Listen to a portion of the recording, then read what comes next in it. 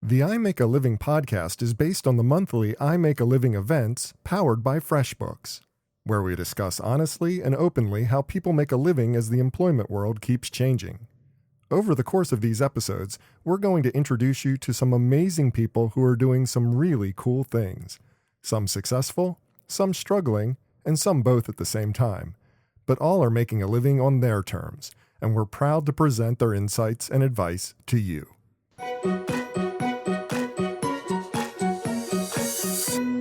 Welcome to this edition of I Make a Living, a companion podcast for the monthly I Make a Living events powered by FreshBooks. I'm your host, Bob Knorpp, and joining me, my co-host, the man behind the I Make a Living movement, Mr. Saul Colt. Saul, what's happening, man?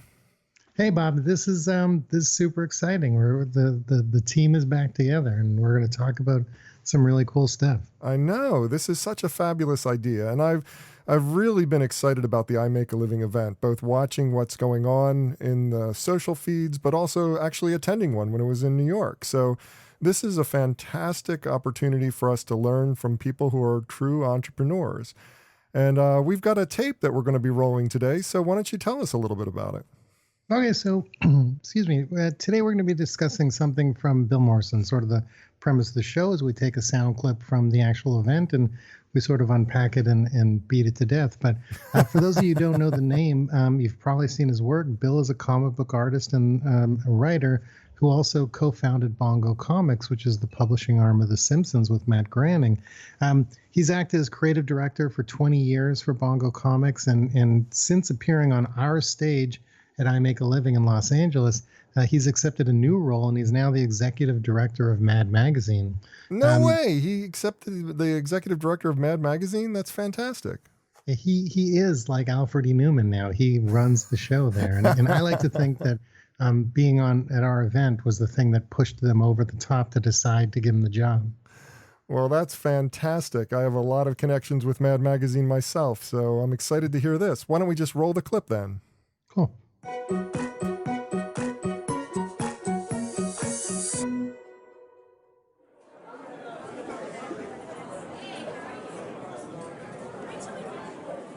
In addition to being a cartoonist, I became a writer of comic books.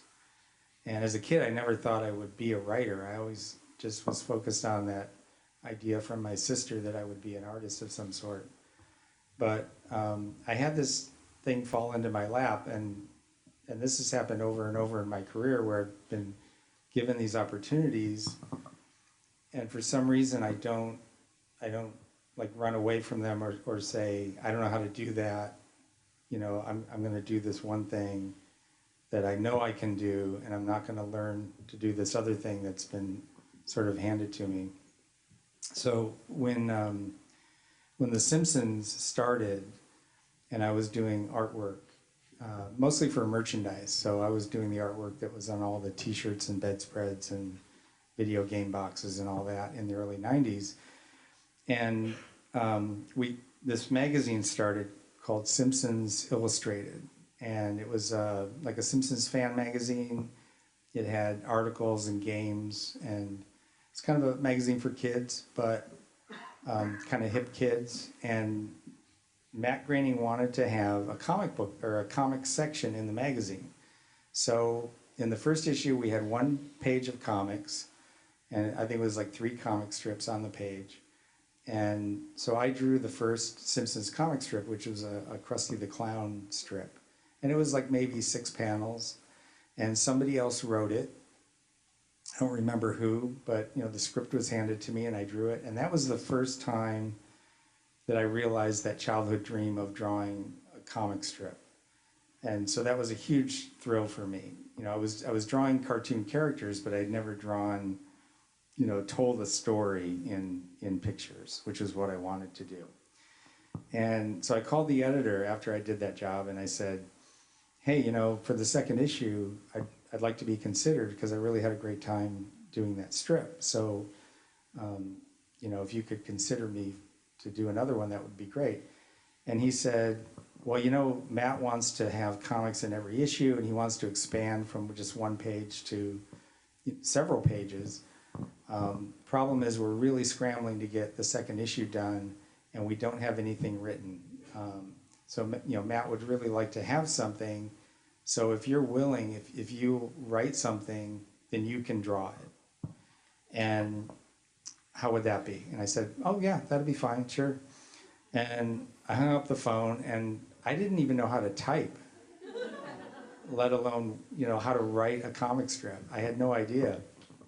So I started thinking, well, how do I come up with a story?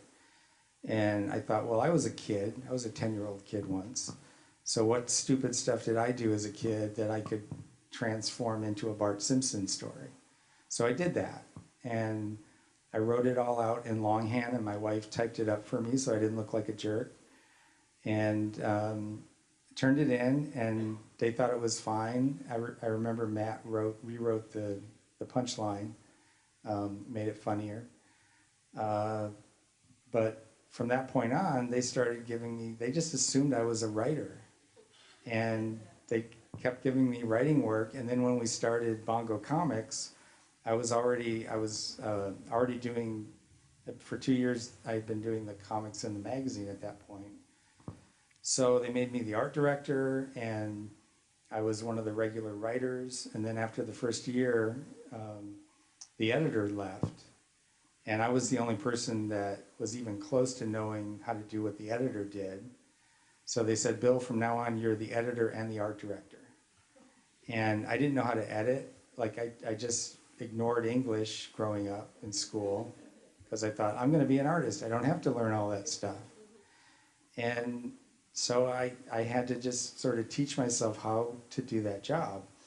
And I probably don't do it the way most people do it. If I was talking to an editor at DC Comics or at Marvel who, came from a different place to get that job, it's probably, they have a very different way of doing it. But, it works for me and it worked for Bongo. So all through my career, I've had those experiences where I had to, just kind of figure out how to do what I was asked to do. And you also have to have a good poker face because you can't let people know that you have no idea what you're doing, and buy yourself the time to figure it out.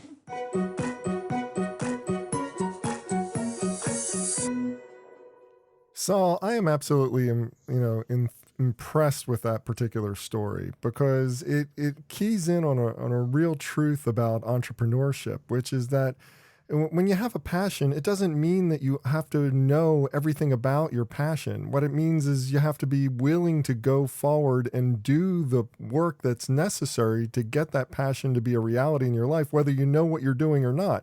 You need to be willing to go into uncomfortable situations and learn the job. Yeah, I totally agree. And the thing that really stands out for me, so I know Bill and I love Bill, and he's one of the most interesting people in the world. But, like very few times do people kind of admit that, really wonderful things have happened just because they've been in the room.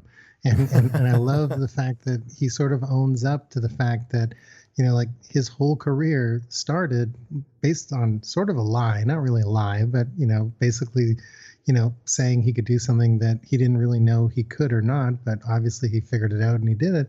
But that opportunity would have never happened if he didn't say yes.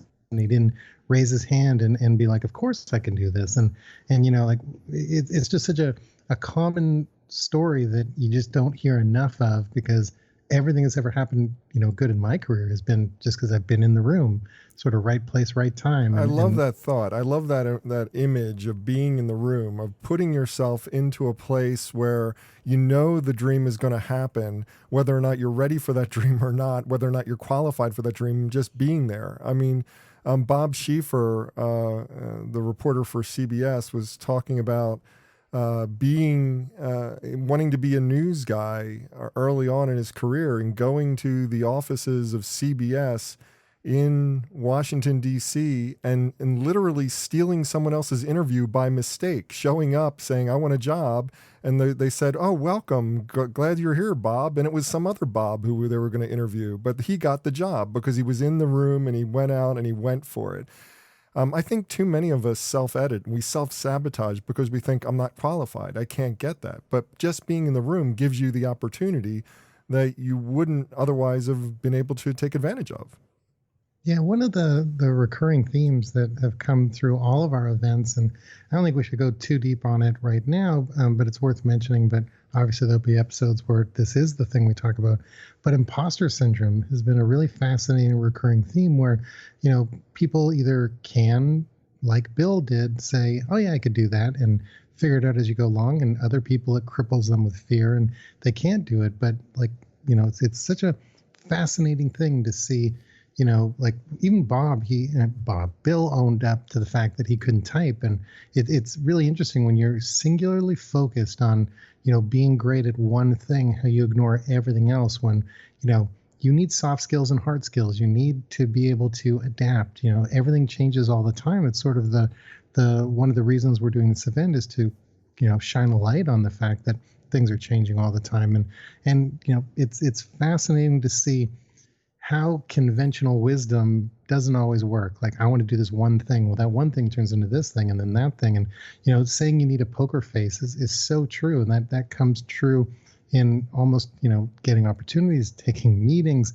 There's been several times, and I'm going to be completely open and honest every time we talk on this show, because, that's the whole point of it. But I am not classically trained marketer. I grew up in a family business, and I sort of taught myself a lot of the things. And I think that's part of the reason I'm good at what I do is because I developed my own systems that are a little different than, what they're teaching standardly in a textbook. And one of the things that I've suffered from a lot throughout my career, and I don't think that this has anything to do with imposter syndrome, but it does play into the poker faces. I've been in meetings where people throw acronyms around that I have no idea what they're talking about.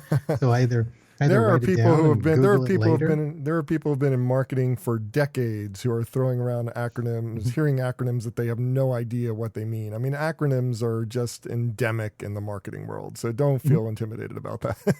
Okay, but there's plenty of times where I have no idea what people are talking about because they throw 6 letters together and throw it out in a thing, and I just smile and nod and use my poker face, and later that night I'll Google it or I'll read about it or whatever, and like I'm sure gonna know that acronym the next day, and I'll probably use it uncomfortably. But it's really interesting, just that the whole poker face thought is so fascinating, because I wonder if people actually think about that, if they're just doing it subconsciously, or maybe people just don't do that at all and they're missing out on things. But your bigger point about being singularly focused, being a potential liability, is really important to call out. And when you're singularly focused, you're really good at what you're doing. You're really good at what the skill is that's getting you the success, but you need other skills to augment your business. And sometimes that means cooperation, reaching out, finding help. It means that we can't operate our businesses on our own. We need to find the complementary skills that are necessary, the complementary talents, the complementary, packages and opportunities to work together in order to create the entire vision of our success. I mean, he needed skills that were outside the scope of what he thought was going to be necessary to succeed in his business. And I'm sure he's not a great editor to this day, and he's not a great typist to this day, but he learned enough of those skills and found the people to surround himself with who had those skills in order to achieve the success that he was looking for. Yeah, totally agree. And the other big point that stuck out for me in this that I really, really appreciate is throughout his career, he said he's had good fortune and things have fallen in his lap.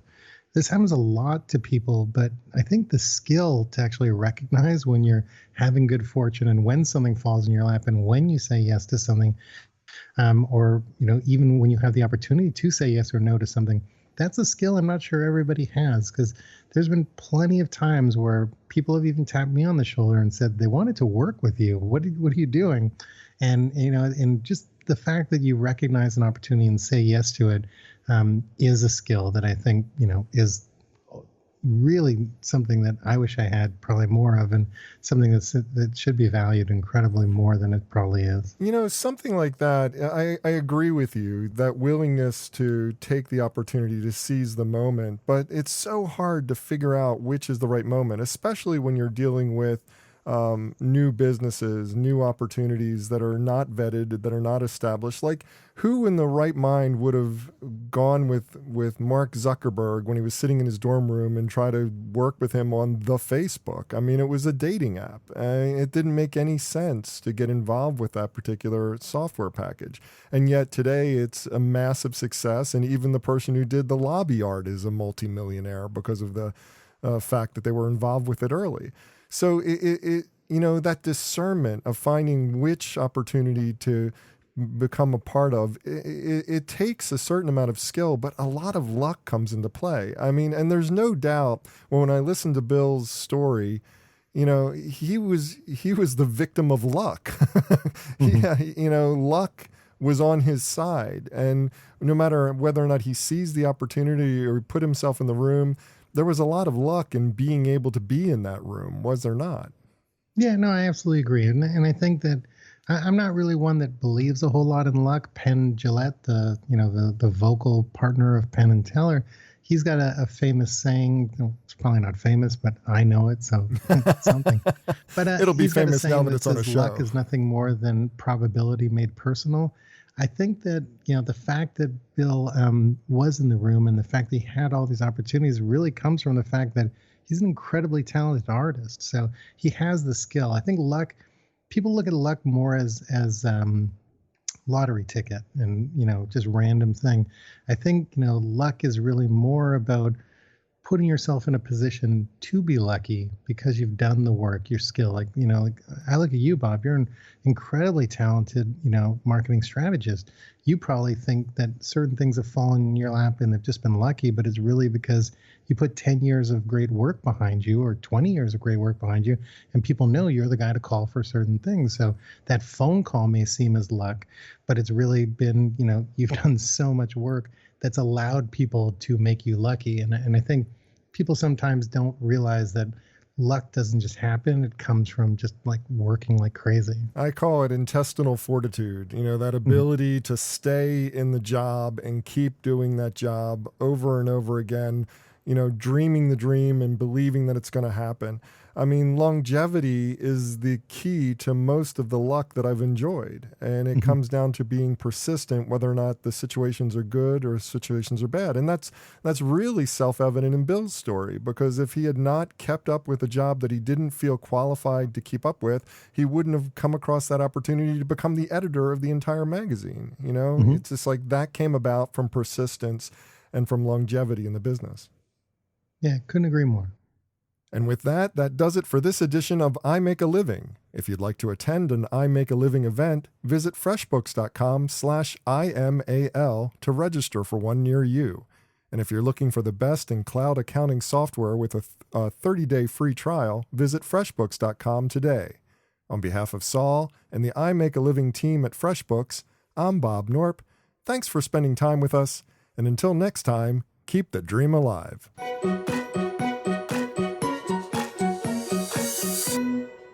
Cool beans.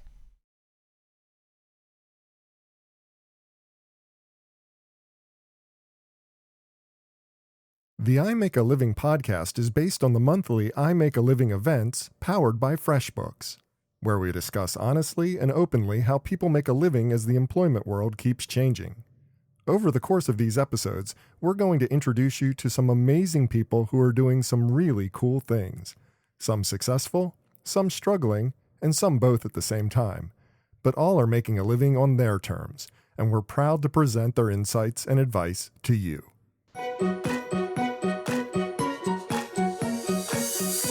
Welcome to this edition of I Make a Living, a companion podcast for the monthly I Make a Living events powered by FreshBooks. I'm your host, Bob Knorpp, and joining me, my co-host, the man behind I Make a Living, Mr. Saul Colt is here. Saul, what's going down? What's going down? We have a really interesting show today. I just want to get started. Aren't all the shows interesting? Come on. I mean, that's the whole point of these things. Well, we've got a fantastic story to share with you all today, and I'm going to let Saul cue it up. Tell us a little bit about the clip we're going to listen to. So the clip today is from a woman named Andrea Sertash. And Andrea is the founder and editor-in-chief of a lifestyle magazine called Pregnant-ish. And what they are is they're helping couples and singles and the LGBT community really navigate fertility treatments and infertility, and sort of bring these issues to the surface so people can have conversations around it. She's also a relationship expert and author of several books, including Cheat on Your Husband and He's Just Not Your Type. And she's a media darling. She's appeared on Good Morning America and the Today Show. And we had her on our New York stage when we did the event in New York. And of course, you were one of our panelists too, and you'll be featured in a future episode. But we had her on stage in New York, and she talked about the concept of replacing the word should with want, and it was a really interesting insight. Yeah, she's a fabulous human being, very, very smart. And let's go right to the clip and hear what she has to say.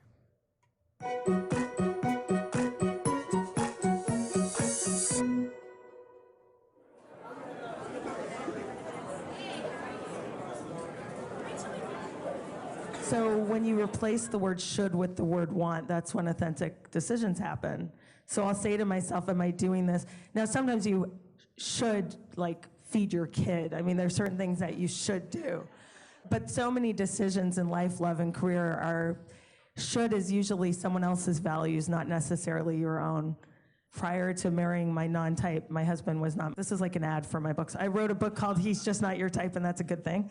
My husband wasn't my type, and it's been 11 years, and it's great because I replaced the word should with the word want. And the last line of my book is date someone you would want to be with if nobody else was looking. And I almost think it's the same life advice and career advice. Like, if nobody was shoulding all over you, what do you want to do? What excites you? And I remember years ago a friend's dad saying to me, it's called a job, not a fun. Okay, I get that. But I think, I like many people on the panel, I mean, I just want some kind of fulfillment in my job. For me, my question, and you mentioned it really well, like, you need to know that one thing you want to do, and then you don't necessarily always have to know how you're going to get there. For me, I want to help people relate better and navigate their relationships. That's just something I'm very passionate about. So I fill my schedule and my days doing that through many mediums.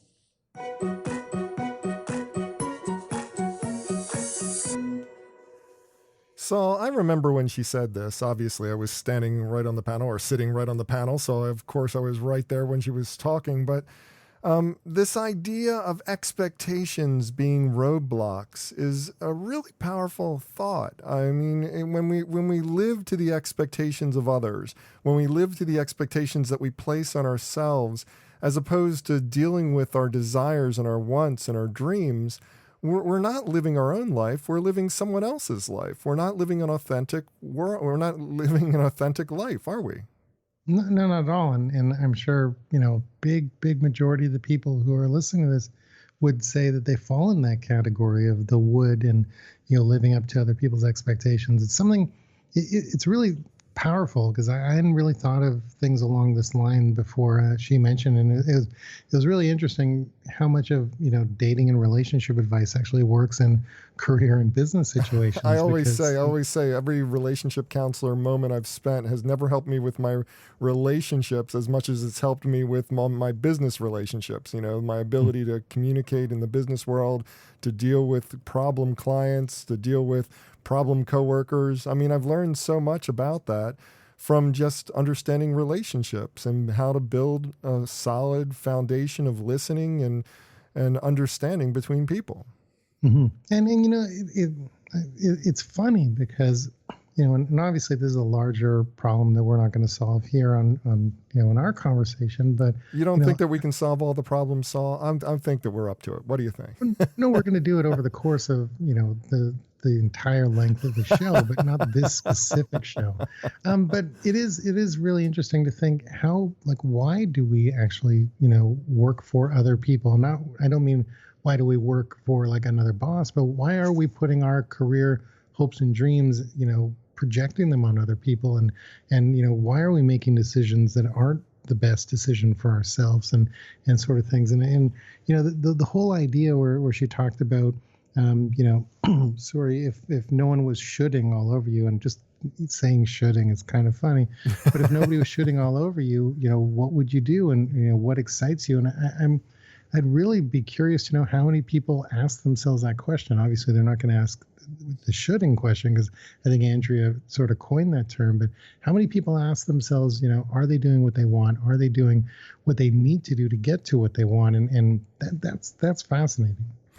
Yeah, I love the way that she kind of projects this idea that if we don't live to these expectations and these walls, we can create more happiness in our life. I mean, her whole approach to what she writes in her books, what she talks about in her appearances or live appearances and her TV interviews, what she's doing with her Pregnantish website. I mean, all of that is based on this moving beyond expectations into a more fertile area of what you think is what would make you happy. You know what I mean? It's just like, I think that's the key understanding that I'm taking away from this is like, not everything makes you happy, but ultimately you've got to be doing things that make you happy or you're not going to be happy. There's no way to get around it. You're going to be miserable doing something that is not giving you the fulfillment that you're looking for.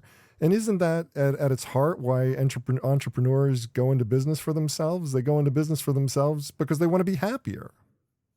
Well, I'd say happy is maybe not the reason people go into business for themselves. I don't know. But they do. Like, I mean, it's like if you go down to the human emotion of why people go into business for themselves, it's because they're not satisfied and they're not happy doing what they want, what they're doing right now. They think there's a better way to live. There's a better way to function. There's a better product to make. There's a better consulting opportunity for you to create. I mean, it comes down to, I am not going to be happy until I express what I want out of life, as opposed to just doing what's expected of me and going in, clocking in and out 9 to 5, doing a job that I hate.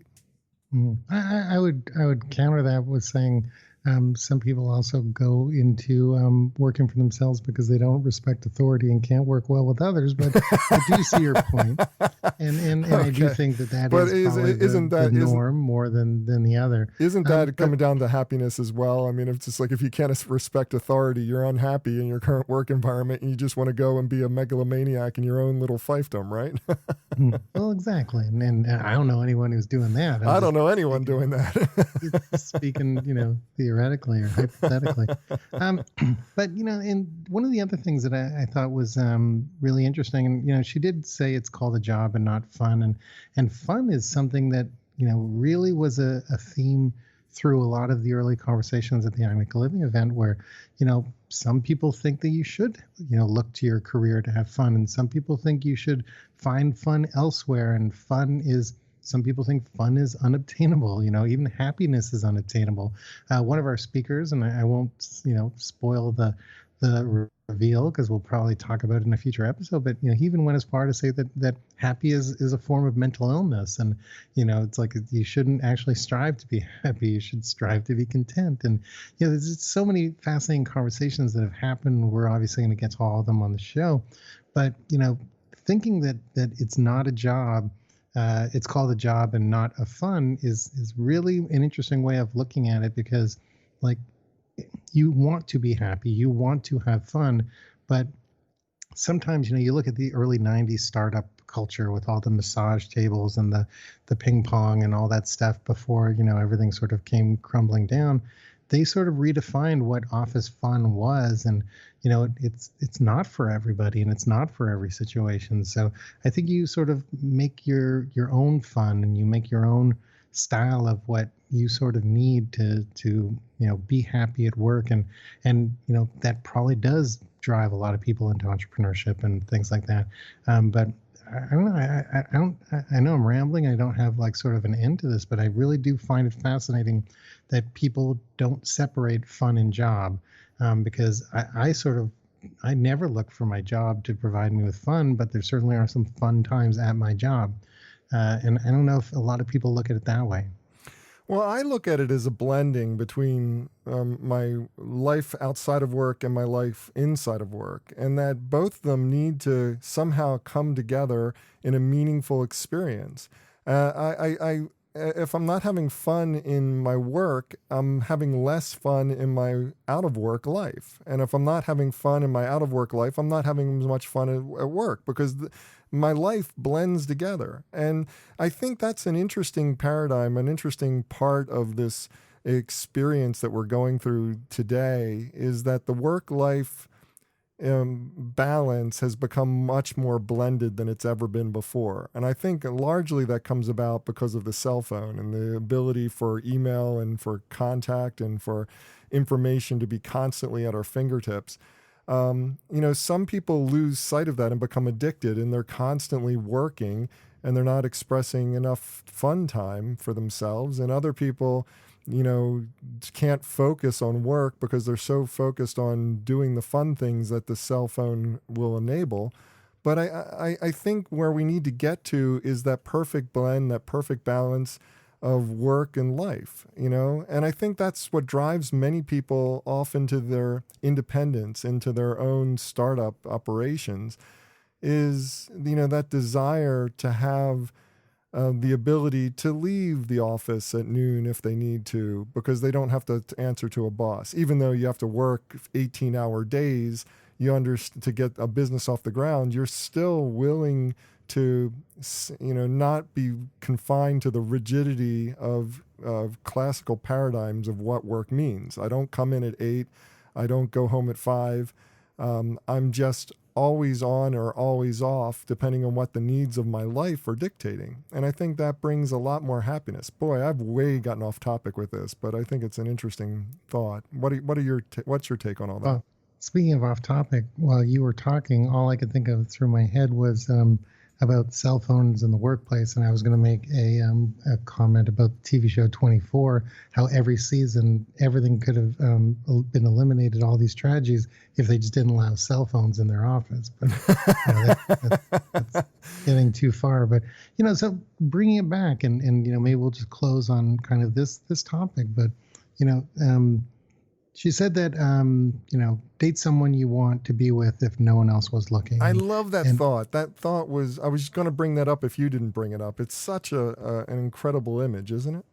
Yeah. So you if you internalize that idea and bring it back to your career, do something that you want to do and not care what people think about it. So how many people think that the career path of success is, working for a recognizable brand or working for something that is going to impress someone else? And, when really the path to happiness might be like working for a nonprofit, or, if you really love tennis, maybe just owning a small little like racket shop or something. Like, it may not be considered, whatever, sexy or cool by certain standards, but it's what you want to do. It's what you care about.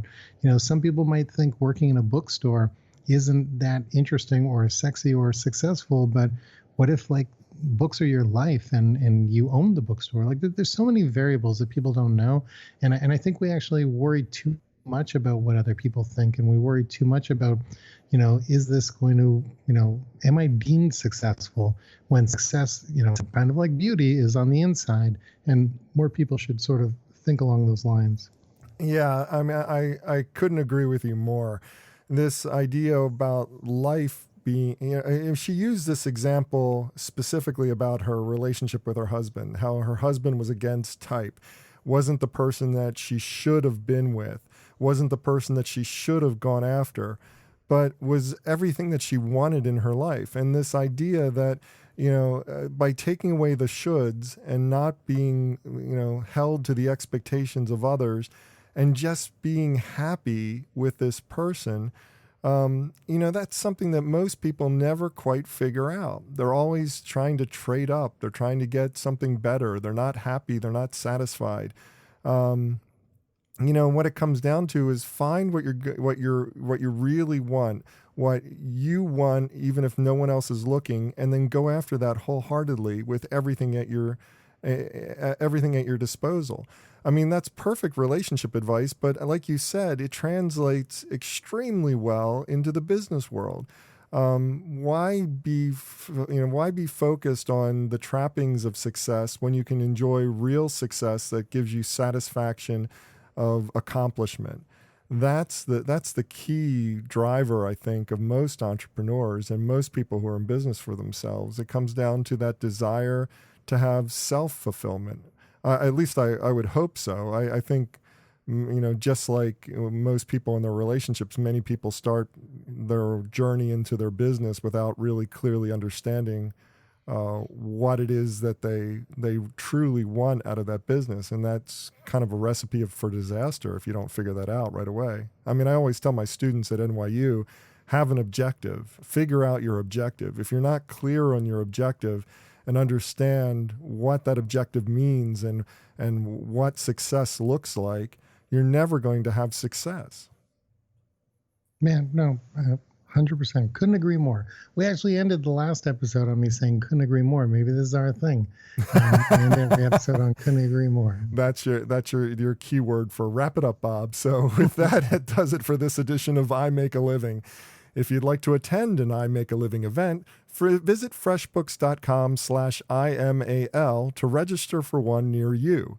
And if you're looking for the best in cloud accounting software with a 30-day free trial, visit freshbooks.com today. On behalf of Saul and the I Make a Living team at FreshBooks, I'm Bob Knorpp. Thanks for spending time with us, and until next time, keep the dream alive.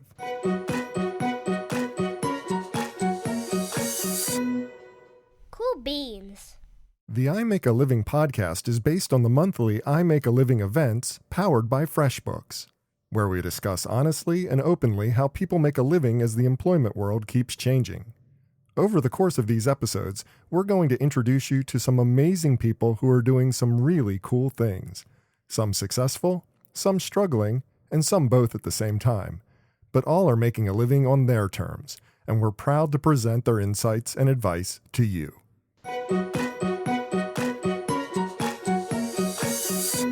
Welcome to this edition of I Make a Living, a companion podcast for the monthly I Make a Living events, powered by FreshBooks. I'm your host, Bob Knorpp, and joining me, my co-host, the man behind the I Make a Living movement, Mr. Saul Colt is here. Mr. Saul Colt, oh man, I'm waiting for the cheers. What's going down, man? Oh, where is everybody? That's insulting. I know.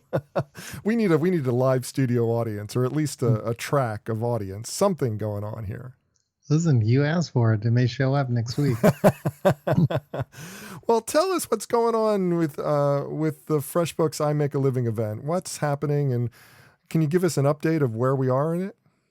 Yeah, so the I Make a Living event, as the intro sort of explained, this is something we do every month in a different city, and we bring local people who are we bring local people who do a panel. I do a keynote at the end of the event, and it's really about having honest conversations around, careers and whether people are, even really understand what goes on, in the hearts and minds of people who are deemed successful. They are or they aren't.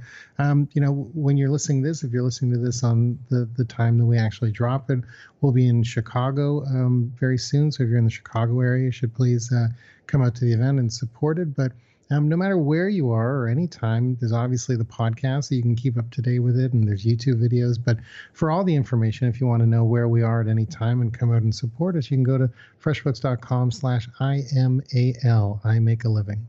And speaking of inspirational talks that are going on at these events, we've got another clip to share with the audience. You want to set it up? Tell us a little bit about what we're going to listen to today? Yeah, so this episode is we're featuring one of my favorite people in the world. It's Mr. David Feldman, and David, you probably don't know who he is, but you've experienced his light, if you want to call it that. That Saturday Night Live alumnus Dennis Miller called David America's greatest joke writer. David has written for The Dennis Miller Show, Roseanne. He's written for Steve Martin. He's written for The Daily Show. He's written for the Oscars. He's written for almost every Comedy Central roast that's appeared on Comedy Central, and he's the co-creator of Triumph, the Insult Comic Dog Show with Robert Smigel. By all accounts, he's extremely successful. He's got 3 Primetime Emmy Awards and an Oscar. And he didn't win the Oscar. He just put it in his bag the night he worked on the show and took it home. See, he's not the only funny person. I can write a joke too, Bob. He's not the only funny person. You guys would obviously get together really well because you both have an incredible sense of humor. I loved meeting David at the event in New York. He was a fascinating individual. He's so funny, So one of the other people we had on the panel, besides yourself and David, we had a television executive, and David, I introduced him, and the first thing he says, he goes, "Can you introduce me to Oliver Stone?" And for some reason, it just made me laugh. Well, let's listen to him and see what he's got to say. So roll the clip.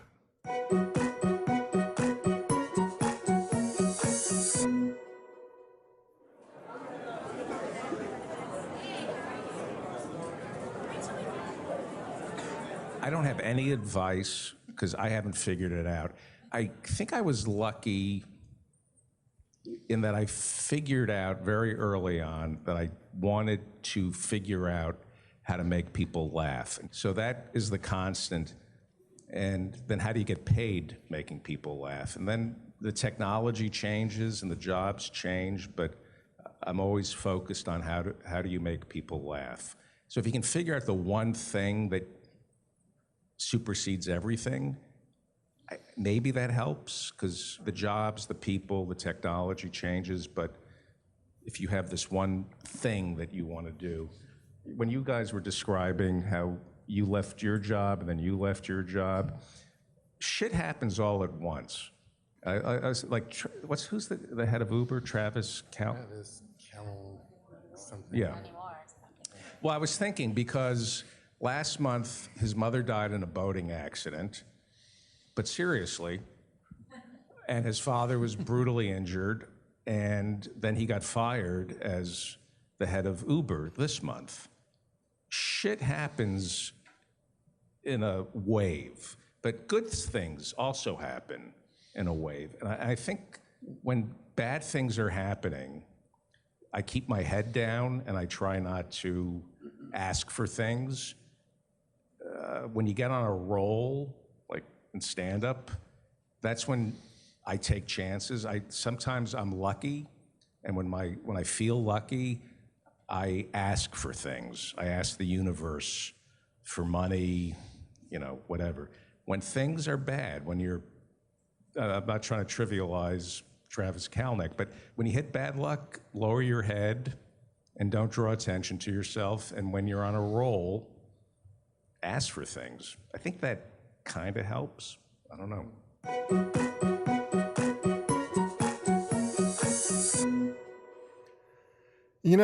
The one piece of advice that stands out from that particular clip you've chosen is the figure it out. And, that's easier said than done. You can have that singular focus that says, this is what I'm into, this is what I want to create, this is what I want to be in business to do. But a lot of people are good at lots of things. Not everybody is just a one-trick pony, really, really good at that one thing and knows exactly what they're going to do for the rest of their life with it. I mean, I'm good at a lot of things, and finding that focus and saying, this is what I want to do with my career, with my job, is the hardest thing for me to do. And yet his advice to figure it out resonates with me because, until you figure it out, you're never going to progress. See, I read it. I read into it a very different way. So, like you, I'm good at a lot of things. I'm also great at a lot of things, but not everything that I'm great at actually is financially feasible, that people would give me money for, commercially viable. So, for me, it's been less about, and this is me talking about my own personal career. It's been more about figuring out the things that I do really well that other people will pay me for, as opposed to figuring out all the things I'm good at, because I kind of know what I'm good at. And so for the way I've internalized this in my own career, it's been more about my brand. So my brand is about I am good at this. I am the best at this. I'm the person you should call at this. I still get random calls for, like SEO projects and things that I don't, necessarily know anything Who's about. calling you? Who's calling you for SEO projects? I mean, that's Oh my God. unbelievable. I get a lot of inbound traffic for projects, and only about a tenth of them are things that actually match my skill set. So I think it's just more about oh, people have heard me on a podcast. It'd be fun to work with that guy. Let's see if he does this. And so taking David's advice about figuring out what you do because everything changes around you and stuff like that. I think I thought I was doing a really good job at being very clear at why people should talk to me, but it really shows that like you have to be crystal clear, otherwise the message gets lost and people aren't paying attention. The other thing that really stood out for me is what I'm taking as incredibly bad advice. So the thing that he talked about saying that when things are going your way, when things are going your way, when you're lucky, ask for things, and when things are not going your way, you duck and cover. And do you think it's the other way around? No, it's not. It's not just that I think it's the other way around. I think it reflects a true human condition and something that a lot of entrepreneurs will fall victim to, is that when things are going bad, you might be, part of the reason that things might be going bad is because you're not asking for help, or that when things are going bad, you're bringing about even worse situations because you feel like the universe is against you and you shouldn't ask for help, And I think when things are going bad, that's when you need the support of a community around you. That's when you need to really have people who are willing to step up and help out during those opportunities. I mean, I get his point. When things are going well, keep asking, keep the hand out. Don't say things are well, we're done, everything's good. I mean, keep your hand out and take as much of the gold as you can possibly grab during that lucky moment when you're getting all the money. But at the same time, when things are going bad, we've got to have a support system, don't we? Yeah, no, I agree, and I think you can look at it a couple different ways. So using the Travis Kalanick example, Travis really kind of has gone to duck and cover, and then you have the opposite. You have Dov Charney from American Apparel, or formerly of American Apparel, and when he lost his company and all the legal stuff was going on, he made sure he was still in the news every day, and he was saying, "This is my fight," and he was trying to gather support and build a groundswell of people to lift him up and carry him through the streets and things like that. So I don't know if there is a right or wrong answer to it. I think it probably matches a little bit more with your personality, what you're willing to live through. I'm a big believer, and I don't believe in best practices for anything. I don't think anything that works, there's nothing that works universally. So, and a lot of times advice that you're giving other people is really advice that you should be giving yourself. So, without going too deep in this and stuff like that, I do buy into his theory that things happen in waves. I don't necessarily buy into the whole ask for help and don't ask for help, because I'll just be honest. I have a very hard time asking for help if it's in good times or bad times. I've had, I've had a roller coaster career, and I've had real highs and real lows, and I've done like favors for people for over a decade, and people should owe me like tons of favors in return. I'm afraid to ask for them, because if anyone says no to me, I will be crushed. And I know that's my own insecurities, and I know like that's probably something I have to work out more than anyone else can work out. But I find I don't ask for help as much as I should. And, maybe things would be so much easier for me if I just learned that skill. Yeah, I understand that reticence. And, for me, I keep coming back to this idea that, paying it forward is a lie that we tell ourselves. And that when you give in this world, in business, when you're giving out of the goodness of your heart because you think it's the right thing to do, and you shouldn't do it in expectation of things coming back to you.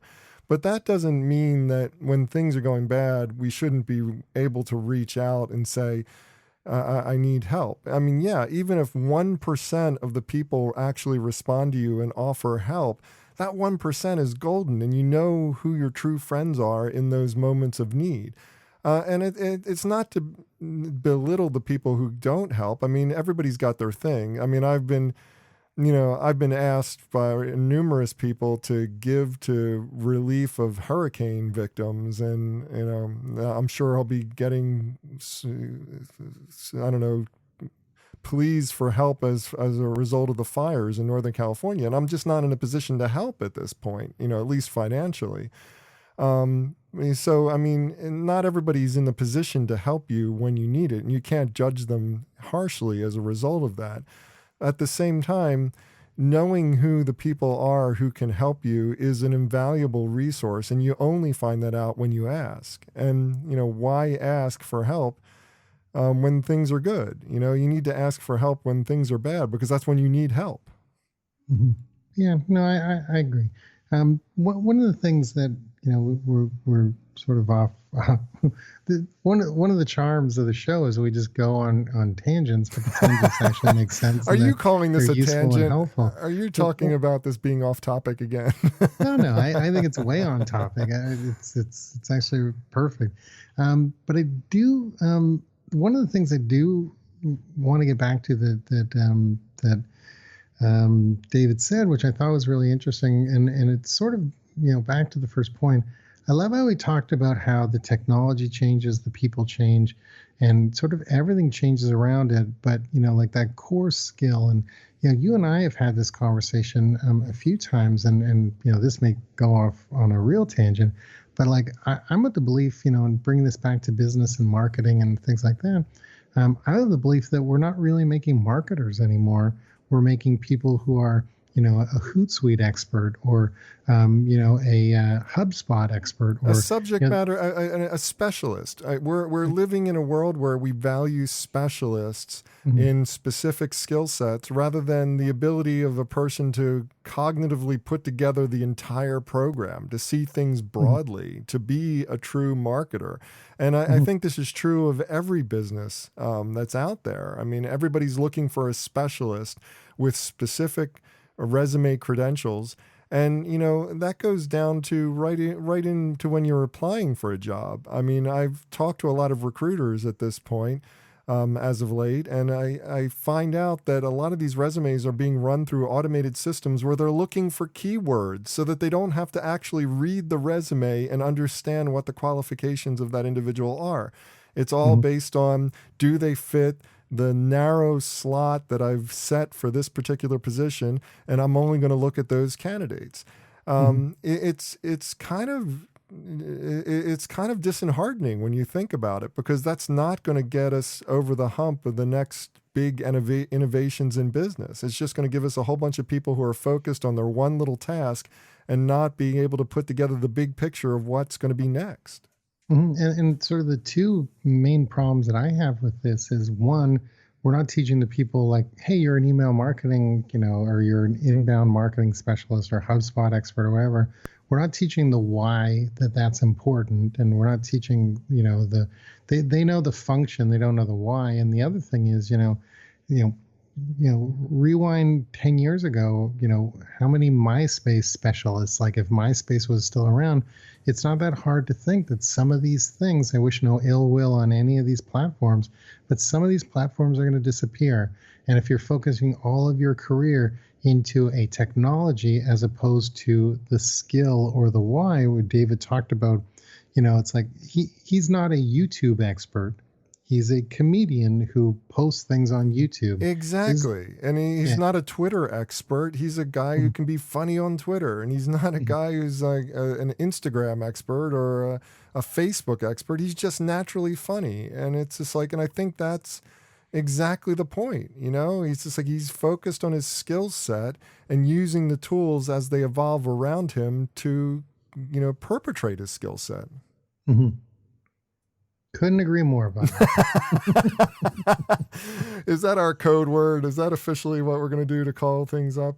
It's just like, I just loved listening to David, because I think that his whole approach to being focused on the skill that drives him forward and understanding what he's going to be good at, and figuring out his direction was so core to everything that he is. And it's interesting to me mostly that, he's a fabulous resume. You went through his resume, and it's like not once during that talk. I know we only heard a little bit of the clip, but I was there for the whole talk. Not once during that talk did he rest on his laurels. He never talked about all these amazing things he did. In fact, if anything, the only thing he brought up was that he bombed at a comedy show recently, and it's just like he felt disheartened by that. And it's funny how we do that to ourselves in business. We can be the best at what we currently do, but when things go bad, we just kind of like duck and cover and go, oh my God, this is terrible. I'm no good.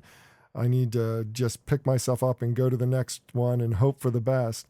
Instead of saying, maybe the audience was drunk that night. Maybe this is something completely outside of my control. And I don't mean to pick on David for this particular instance, because I do the exact same thing. And I know for a fact you do the same as well. Mm-hmm. You're gonna say that I couldn't agree more, aren't you? Couldn't agree more, Bob. And that does it for this edition of I Make a Living. If you'd like to attend an I Make a Living event, visit freshbooks.com/IMAL to register for one near you. And if you're looking for the best in cloud accounting software with a 30-day free trial, visit freshbooks.com today. On behalf of Saul and the I Make a Living team at FreshBooks, I'm Bob Knorpp. Thanks for spending time with us. And until next time, keep the dream alive.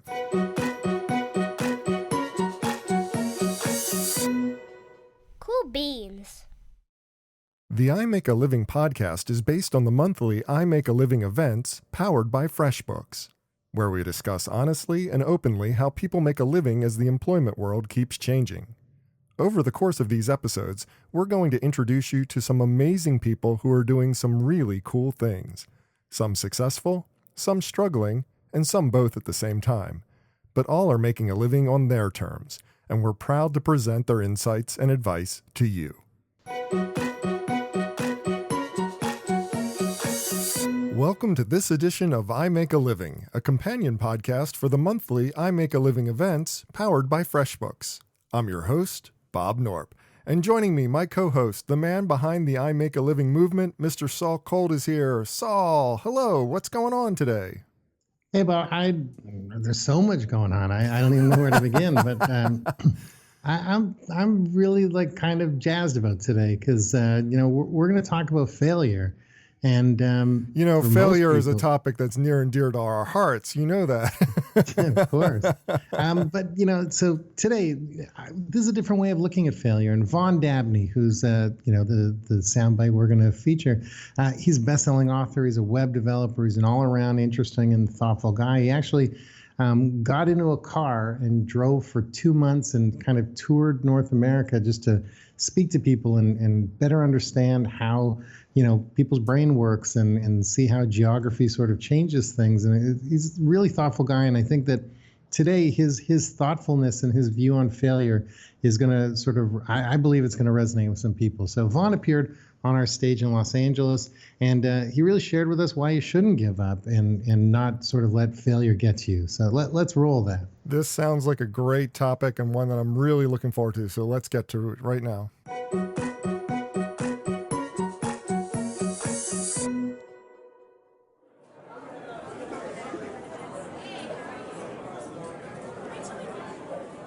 In 2009, I lost my job from MySpace. Our whole team got canned. And that was my first year of working for myself. I was living in Atlanta at the time. There were trees all around my apartment, so reception was horrible. It was like one bar for everything. I had Clear at the time as a hotspot. I had Sprint as service. So I would have these sticky notes all around my house to let me know where the best reception was. And I would either go stand there and talk on the phone or have my hotspot there. From January to September, I would walk to Starbucks every day, so I would have consistent Wi-Fi. I would apply to Craigslist every day. My car insurance lapsed because I couldn't pay that. I didn't have hot water for about 3 weeks. I boiled 2 pots of water and took baths in the shower, one for washing and one for rinsing. And my mom told me to get a job that whole year. So I could have given up. But it's the conscious decision to tell yourself, like, this is going to work. And if you know it's going to work, like, you have to continue and you have to make that decision. So again, like, it's not about people shouldn't be glorifying failing. They should be glorifying the choice to actually make a decision and try it. And if you fail, then that's fine. But to make the decision is what should be glorified. Like, you're actually trying to do something. If you succeed, great. If you don't, try again.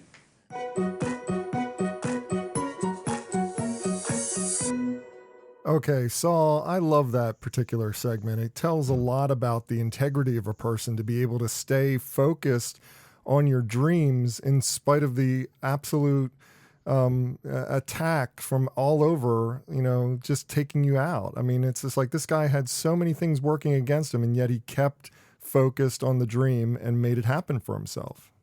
Yeah. So listening to Vaughn's like great and interesting. Listening to him, I know he's made of tougher stuff than I am. That's the first thing when you talk about having your heat go out and boiling water for baths and to do laundry and stuff. I don't know if I'm made of that tough stuff, but sort of that aside, you talk about the mindset of never giving up. And I think, part of, he says we should be glorifying the people who try as opposed to the people who would glorify the people who fail. And it's really interesting.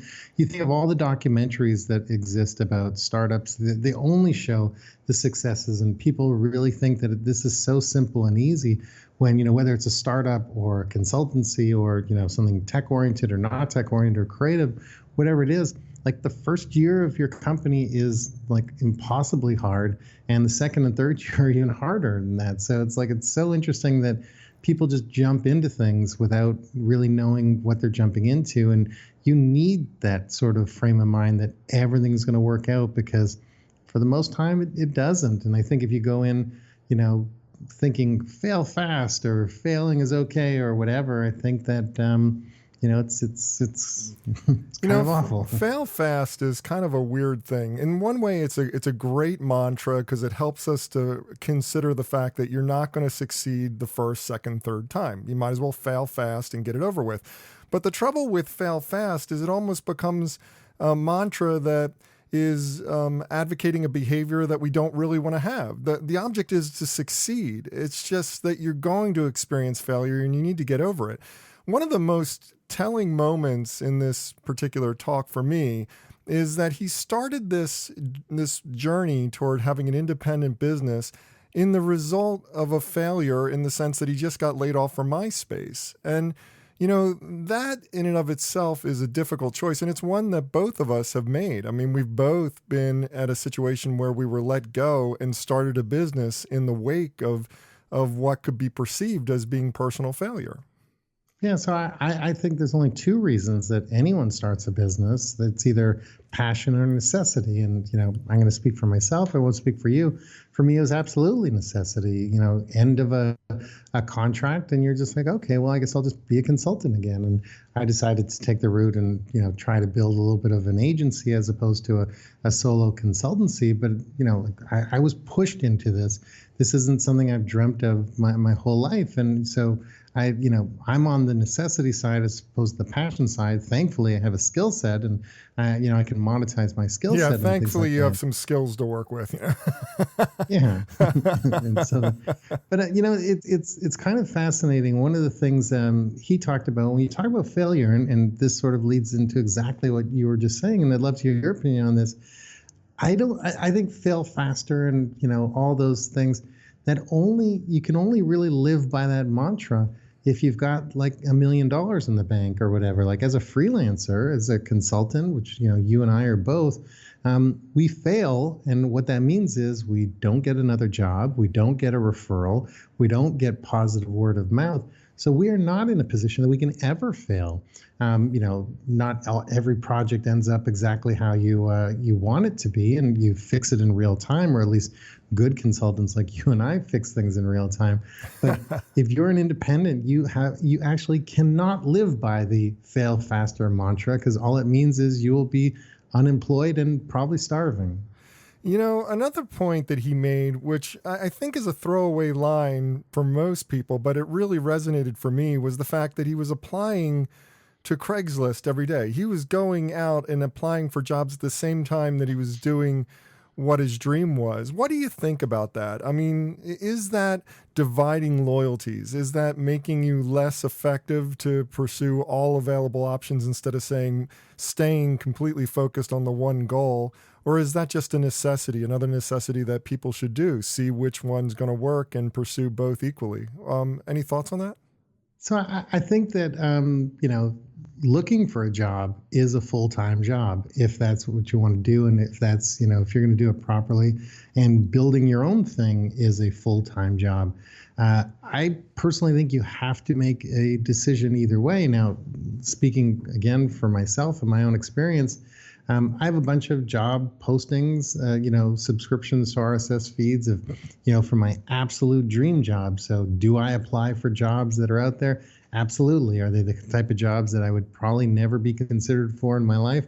Absolutely. Like I've applied to be, CMO of the National Basketball Association. I've applied to do some things, for, Sony Pictures and Netflix and some crazy roles that I could probably do in my sleep, but I would never, be considered for based on, any number of things. But I think you have to pick one or the other. You can always go back to finding a job. If you are going to, invest and try to do this thing on your own, it takes 24 hours a day of your time and attention. And if you're splitting, I don't know if you're being fair to yourself on either side of the equation. Another point that he made that resonated with me was this idea that you need to be able to pursue your dreams even when people around you are not on board. And that's a tough pill to swallow. I mean, everybody needs support. You need that mentor or that person around you saying, good job, you can make it, you can do it. And yet here he had the people closest to him, people like his mother, saying, get a job. What's your strategy for managing that situation, managing people around you kind of questioning why you're doing what you're doing? So, and this is like a whole other topic. I have this, the people in my support group are maybe not the best people to be in my support group. Why is that? They think I'm far more successful than I actually am. Like the reality in their minds. I've got that same thing going on. Everybody listens to me and says, boy, you got that great podcast. You're really smart. Everything must be great for you. I'm like, yeah, not so much. It's a struggle. It's definitely a struggle when you're an independent. Yeah, I've had so many people I've asked people flat out. It's like, wow, that would have been a great project for me. Why didn't you consider me, or why didn't you reach out? And they're like, you're Saul, you're doing fine. So my support group isn't probably the best to base this from, but using the example you said, I think that's kind of the role of a parent. They're supposed to say, go get a job and be responsible. But, in reality, I think you really do need some people that are going to always be honest with you. And if you don't have that in your life, you kind of need to find them because, yes, building something and growing something and stuff like that, you need a little bit of delusionment to make you, trick yourself into thinking that everything will be okay, like Vaughn talks about. But there are those quiet moments where you also need someone to remind you to pull up your socks and get back to work and stuff like that. And if you don't have that, that's really, really hard.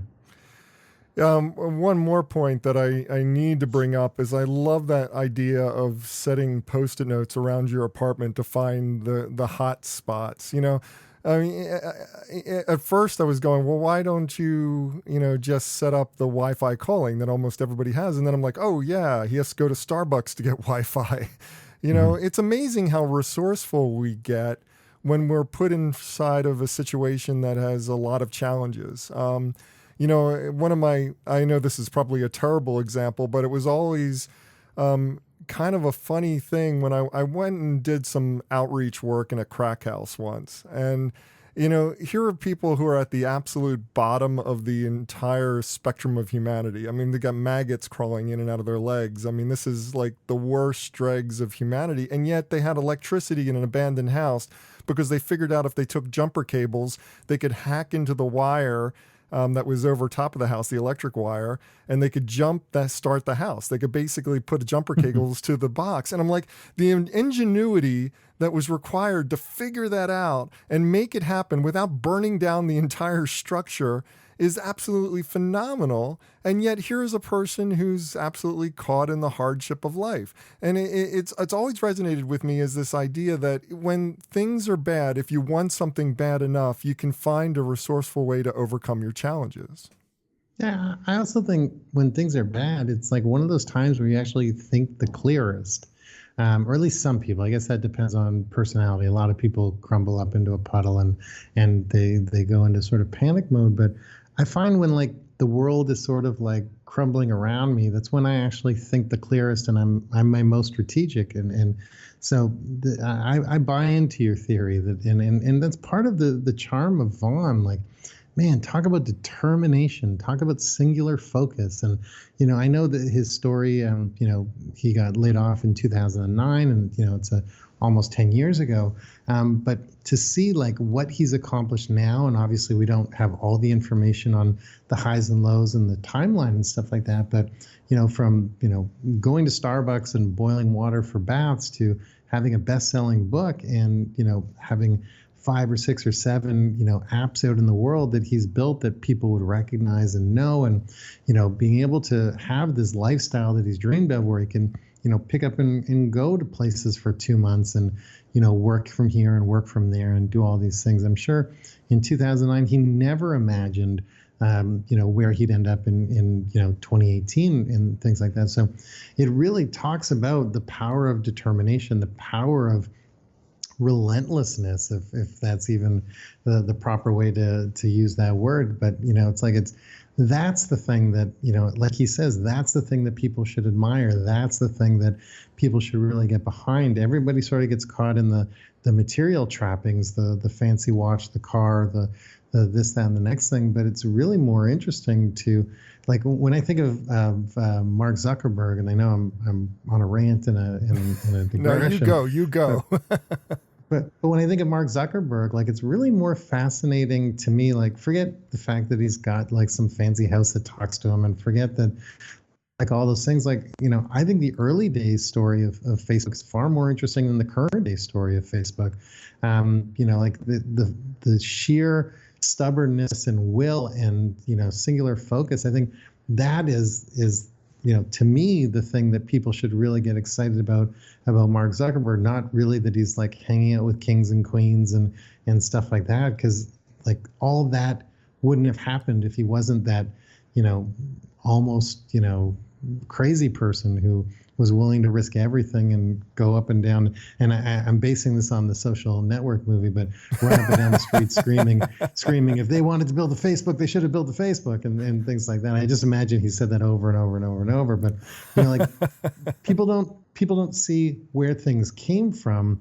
They only see where they are. So they look at, Sergey and the Google boys and stuff like that, and it's all now. They look at all those things, but like I'm way more fascinated by the struggle stories and the real stories and the just whatever, telling board members they're wrong and all those things. I think is way more interesting to really what forms the DNA of a company or a person than the fact that they can afford stuff now. Well, really inspiring stuff. Thanks for bringing it to us, Saul. Oh, it's my pleasure. We're going to do this every week, Bob. And that does it for this edition of iMakeAliving. If you'd like to attend an iMakeAliving event, visit freshbooks.com/IMAL to register for one near you. And if you're looking for the best in cloud accounting software with a 30-day free trial, visit freshbooks.com today. On behalf of Saul and the iMakeAliving team at FreshBooks, I'm Bob Knorpp. Thanks for spending time with us, and until next time, keep the dream alive.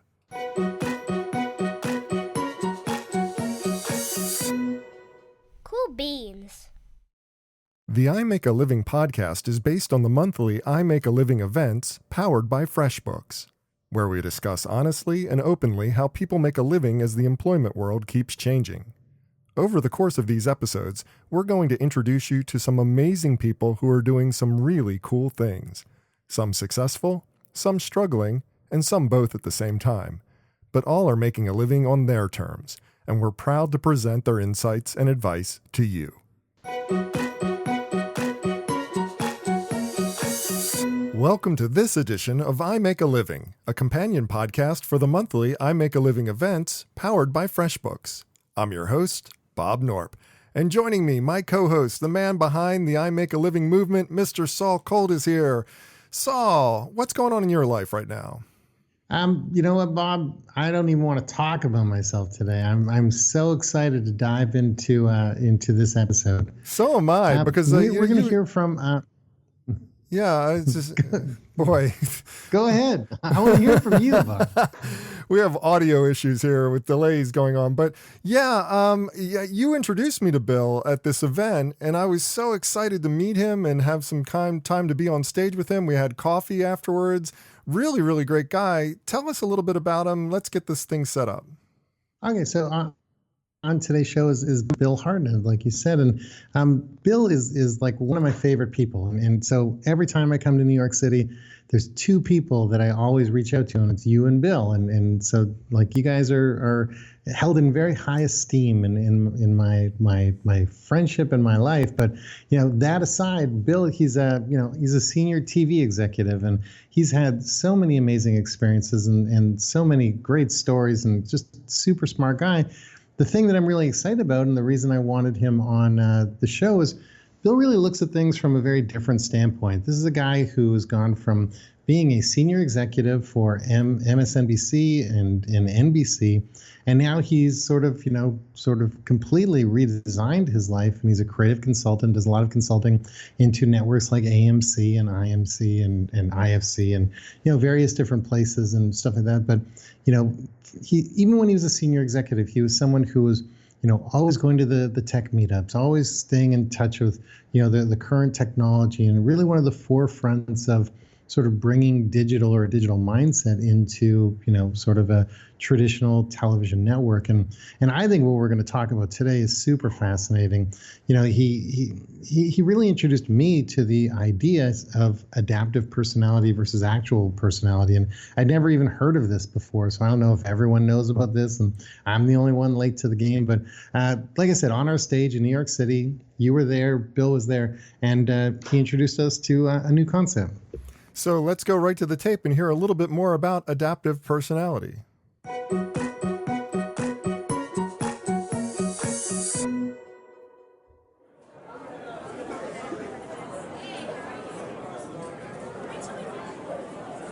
think when you start to think about a career, often you become somebody that you're not. And when I worked at NBC, and I used to do all this GE training, and you would take all this personality test stuff, and they would tell you who you are. This is your natural personality, and this is your adaptive personality. And my adaptive personality is I'm kind of a dick, but my real personality is like a pretty good guy, And the hard part is that when you have to double down on that adaptive personality, it's sort of you become further and further away from who you are. And I also found that what gets you to where you want to your job isn't what keeps you there. At NBC, how I succeeded is like I worked all the time. And I worked for a crazy person who wanted us to work all the time. Sure. Nobody else would do it. I would always do it. I would always be there. So then I got the promotions, I got the jobs. And then I got to that point where I was the guy. And I thought, well, man, if I just keep working really, really hard, that will keep me here. No, it doesn't work. And then I thought I would work at NBC forever. And then I didn't.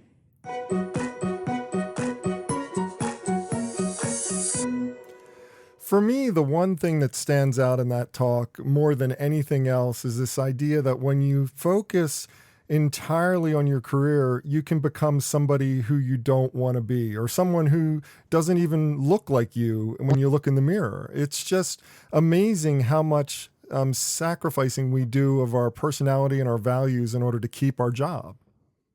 But isn't that what we're told to do, though? Absolutely. Absolutely. We're told to. We're by both tacitly and explicitly. We're being, constantly shepherded toward this ideal of what the company wants us to be rather than to be who we really are. Individualism is not glorified within most corporate organizations. Yeah, so I'm gonna open up a little bit. The whole idea of the I Make a Living event is about people being honest and sort of speaking the truth. So I'm gonna introduce a concept here, and the concept is, better to have Saul and not need him than need Saul and not have him.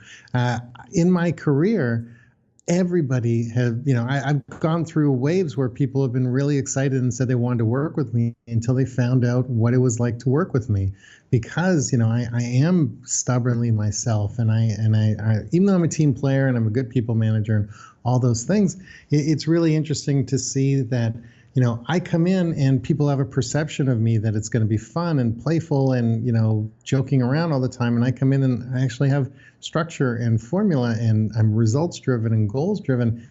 It sort of works both ways. And I don't know if I'm taking us on a tangent here, but perception works kind of for you and against you, because people think you're one thing when either, they know you are or aren't. But, it's interesting how people you come in a box, and people either want you to be in that box or hope you'll be in that box, and nobody's ever really prepared for me, either good or bad. Well, there are two different things you're talking about here, because ultimately what you're describing is the fact that you're a button-down professional individual who's very good to work with, who's hard but fair. I mean, that's who you really are underneath the fun stuff.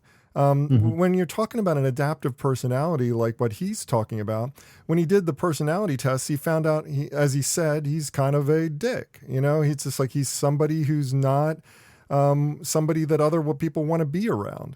And that's who he felt he needed to become in order to be successful at his job. The reality is, I know Bill, you know Bill, that's not Bill. Bill is a very professional individual who can be very buttoned down and give great work, great results, gets great results for his clients, and he's not a dick at all. But in that corporate environment, his adaptive personality led him to be that way.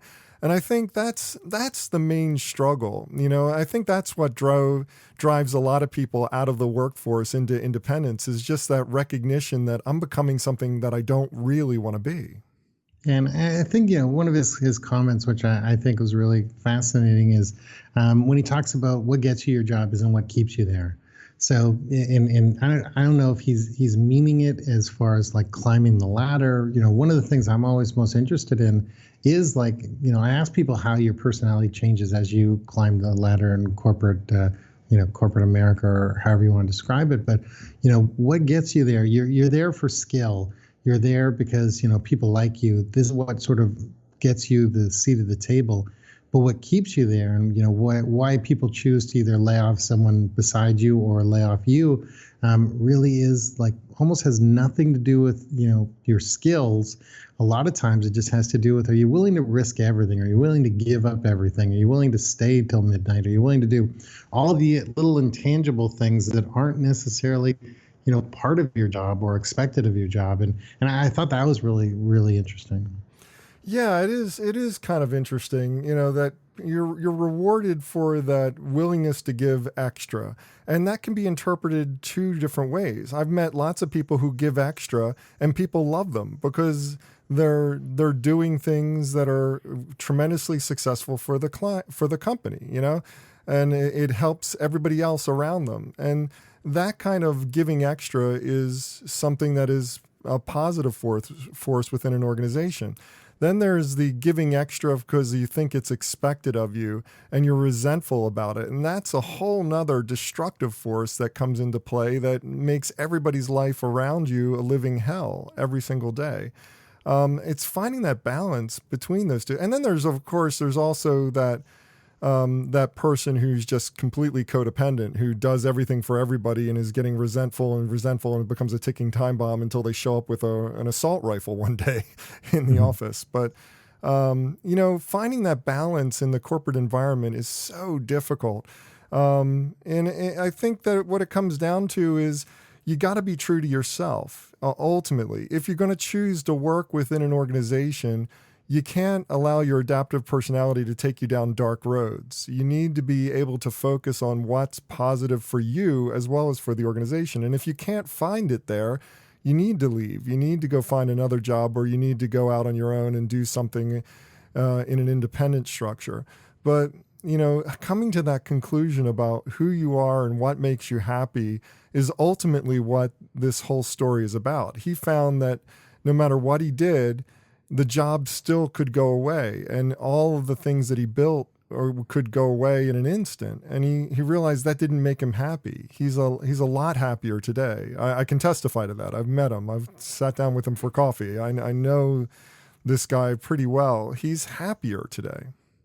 So you asked me a lot of questions on this show, and I know I sort of derailed the topic going in my little personal story at the beginning, but I'm going to ask you a question now, Bob. Like adaptive versus natural personality. Have you ever felt that your sort of natural personality was slipping away, or is that something that you really think about and worry about? I don't think that my adaptive personality got in the way, because have always been very good about showing my true colors in a workplace environment. The only trouble was my workplace colors, the who I really was kind of a dick for a little while. I mean, I could get really angry very, very quickly. I could end up having useless debates and useless arguments with individuals. And I wasn't very good as far as mentoring people around me, at least in my early days of my career. And I could never figure out why this was the case until I got out on my own. And when I got out on my own, I became an excellent team player. I became much better at connecting the dots. And it wasn't because I was on my own and I wasn't part of this bigger organization anymore that made me come to this realization. It was more about the accountability was entirely on me now to make relationships work and to make sure that the team members I was hiring into programs were adequately prepared for the assignments and that the clients were happy. And I was tasked with so many more adulting type situations where I had to be the adult in the room that I evolved and I became a better person at dealing with those situations. And now I think that people would find me, the feedback I get from all sides as far as people who work with me is that I'm a very accommodating, very buttoned down, very interesting, dynamic, but friendly person to work with. There's none of that negativity that used to kind of swirl around me. And I credit most of that just with being on my own for a while and figuring it all out, because I needed to. Mm-hmm. Do you think that companies want people to sort of fit into their adaptive personality, or do you think that adaptive personality, it manifests because it's? Do you think it's a personal thing or an external thing? Well, I think the whole word adaptive kind of tells the whole story here. You adapt to the environment in which you're put in, and ultimately, if your adaptive personality is that you're a dick and you're succeeding within the organization, it's because the organization values and rewards people just like you. And I think that's the story. People adapt to the situations that they find themselves in order to succeed. A little segment that we didn't listen to was from Bill's wife. She talks a little bit about how she becomes someone different within the organization in which she works, because she's a full-time employee at another television network. And, she says, I'm comfortable with that. I mean, I'm comfortable trading in a little bit of my personality in order to fit in and make, myself successful within this organization. Now, she doesn't suffer from the same problems that Bill suffered from with his experience at NBC. I mean, she has, from what she tells us, is a much smoother relationship within the organization. And that might be because the organization is better. Who knows? But ultimately, we adapt in order to survive. And that's the key understanding that I get from this particular line of discussion. So first off, now we can't do that episode. So thanks, Bob. We can do it fine. All right. So last sort of thing to sort of tie in all of sort of Bill's comments when he said he got promoted because he worked all the time. He did it, and then he became the guy who was in charge and figured out that if he just kept working, things would work out until they didn't. And I thought that was really, that resonated with me because I've been in situations like that where you work, and you just figure you can work through your problems. I realize no one's going to take our advice on anything. We're just a couple guys with a podcast, even though, we've lived, we've got work experience, we've done some cool stuff. But, like from an advice standpoint, like, do you think that's actually good advice? Like, do you think people should, try to work things? Should they just, work? Or, is there even a reason to strive for balance in a situation where you're losing your personality? There's a couple ways I can take that, because first of all, I don't believe that even the worst workaholic works all the time. I mean, there's so much downtime within an office, and it's more about trying to find those moments and be empowered by your organization would be the optimal situation. But to find those moments when there's downtime, when you don't have a lot of work, to take time out for yourself and do things that are important to you. And that's one of the advantages, the key advantages of being an independent for most people, is just that opportunity to kind of blend life and work seamlessly. You might be working till 1 a.m. one night, but at the same time, in the middle of the afternoon, you can go out to a restaurant with your wife, or with your husband. I mean, it's just like there's absolutely no reason to not do that. And I think that's what we need to strive toward. We need to strive toward an understanding that, work is hard. You have to put in a lot of hours, but you also need to find those opportunities in your day that may not be after 5 o'clock. It's just like we got to stop thinking about the workplace, especially with a heavy stress job, as being a 9-to-5 job, and then what we put in after 5 o'clock. It needs to be, we do what we need to do, and then we take the time throughout the day that's necessary for our own sanity. What do you think about that? I mean, it's just like, do you take a similar approach, or do you have a different piece of advice for people? So I love what you just said. I got to say, I'm probably closer to a workaholic than not a workaholic. I just like to work. And, if I have free time, I try to take on another project, because in my brain, I'm insane, and I just figure it's all going to end one day. So I need to, keep momentum going and stuff like that. But I totally agree with what you were saying about, I've found myself working, till the wee hours in the morning. But guess what? I can also sleep till 9:30 or 10 the next day, and sort of, if I delivered my deliverable and it's there waiting for someone in the morning, then it's, I don't have to get up and struggle. And if I want to go, see a movie, or I want to, do whatever, I do have that freedom. I choose not to always take it, which is foolish on my part, but it is there if I want it. And I do take it more than I fess up to. There are days where I just do not feel like working. So as long as nothing's burning and nothing is owing on that exact moment, I will watch TV and stuff like that. It happens very infrequently. I've got 72 shows saved on my DVR right now, and I have no clue when I'm ever going to watch them. But, like there is the odd day or two where, like I don't want to, have a traditional day, so I don't. And I think that's really important. So, if I was in a more structured, full-time work environment, I guess it would be called a mental health day, and I just wouldn't show up to work. But this way I don't actually have to, ask permission from anybody or do anything.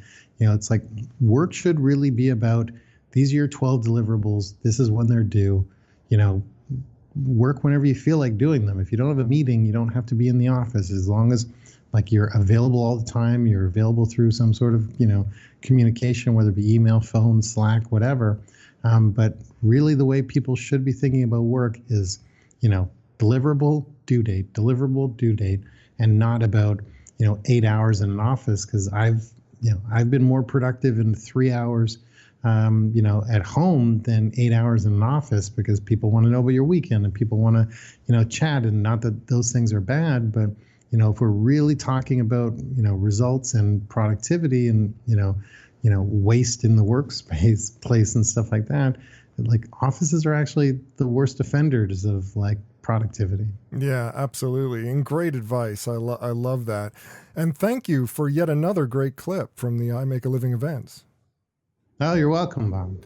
And that does it for this edition of I Make a Living. If you'd like to attend an I Make a Living event, visit freshbooks.com/IMAL to register for one near you. And if you're looking for the best in cloud accounting software with a 30-day free trial, visit freshbooks.com today. On behalf of Saul and the I Make a Living team at FreshBooks, I'm Bob Knorpp. Thanks for spending time with us, and until next time, keep the dream alive.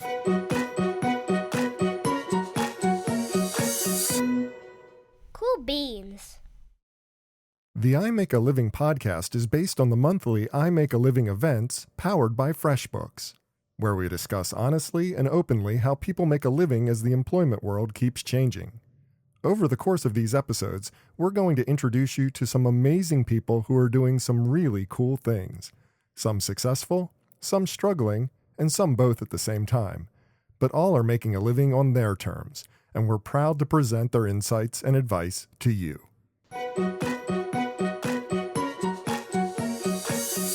Welcome to this edition of I Make a Living, a companion podcast for the monthly I Make a Living events powered by FreshBooks. I'm your host, Bob Knorpp, and joining me, my co-host, the man behind the I Make a Living movement, Mr. Saul Colt. I love calling you the man behind the I Make a Living movement. It makes you seem like you are a 20-foot tall giant.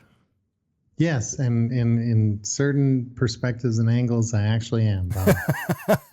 Hey, I'm the giant here among the two of us. I'm 6'5". I think I'm like at least a little bit taller than you. Yeah, it's good 4.5 inches.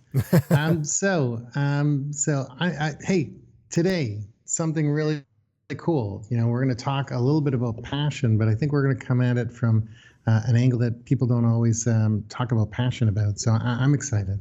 On this episode, we're going to hear from the incredible Lindsay Wolf-Logsden. Sorry, Lindsay. Lindsay is a dreamer, and unlike me, who dreams about owning the New York Knicks, Lindsay dreams about the future of employee culture. She's led people operations for some of the smartest companies out there, like Explain and Frog Design. She's worked at Square. She was, I believe, the first HR person at Square, and now she heads the brand culture strategy practice at the Liquid Agency.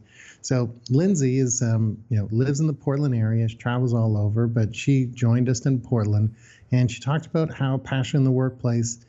She talked a little bit about passion in the workplace, as well as how passions sometimes change. And that's a fascinating topic. I can't wait to hear what she has to say about it because, passions don't stay the same throughout her life. So let's go right to the recording and hear what she has to say.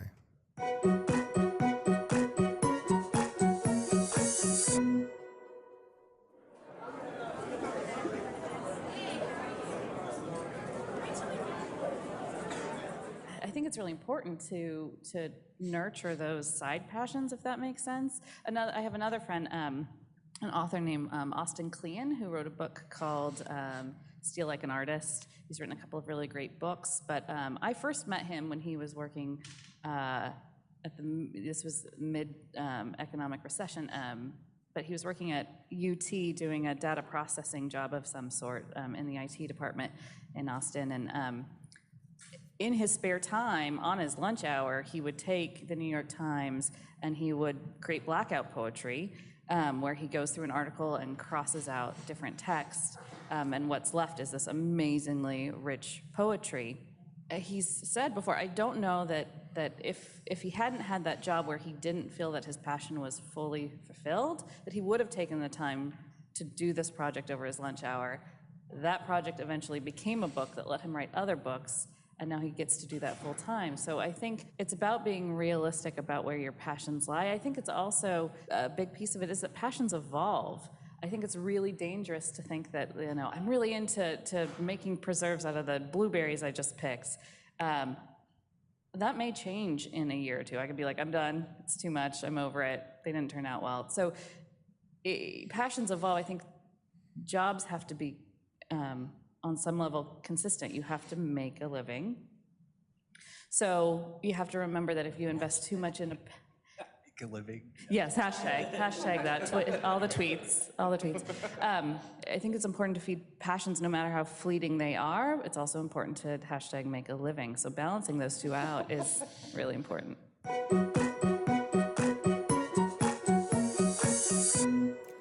You know, the conventional wisdom out there is that in order to be successful as an entrepreneur, you need to stay completely focused on the objective.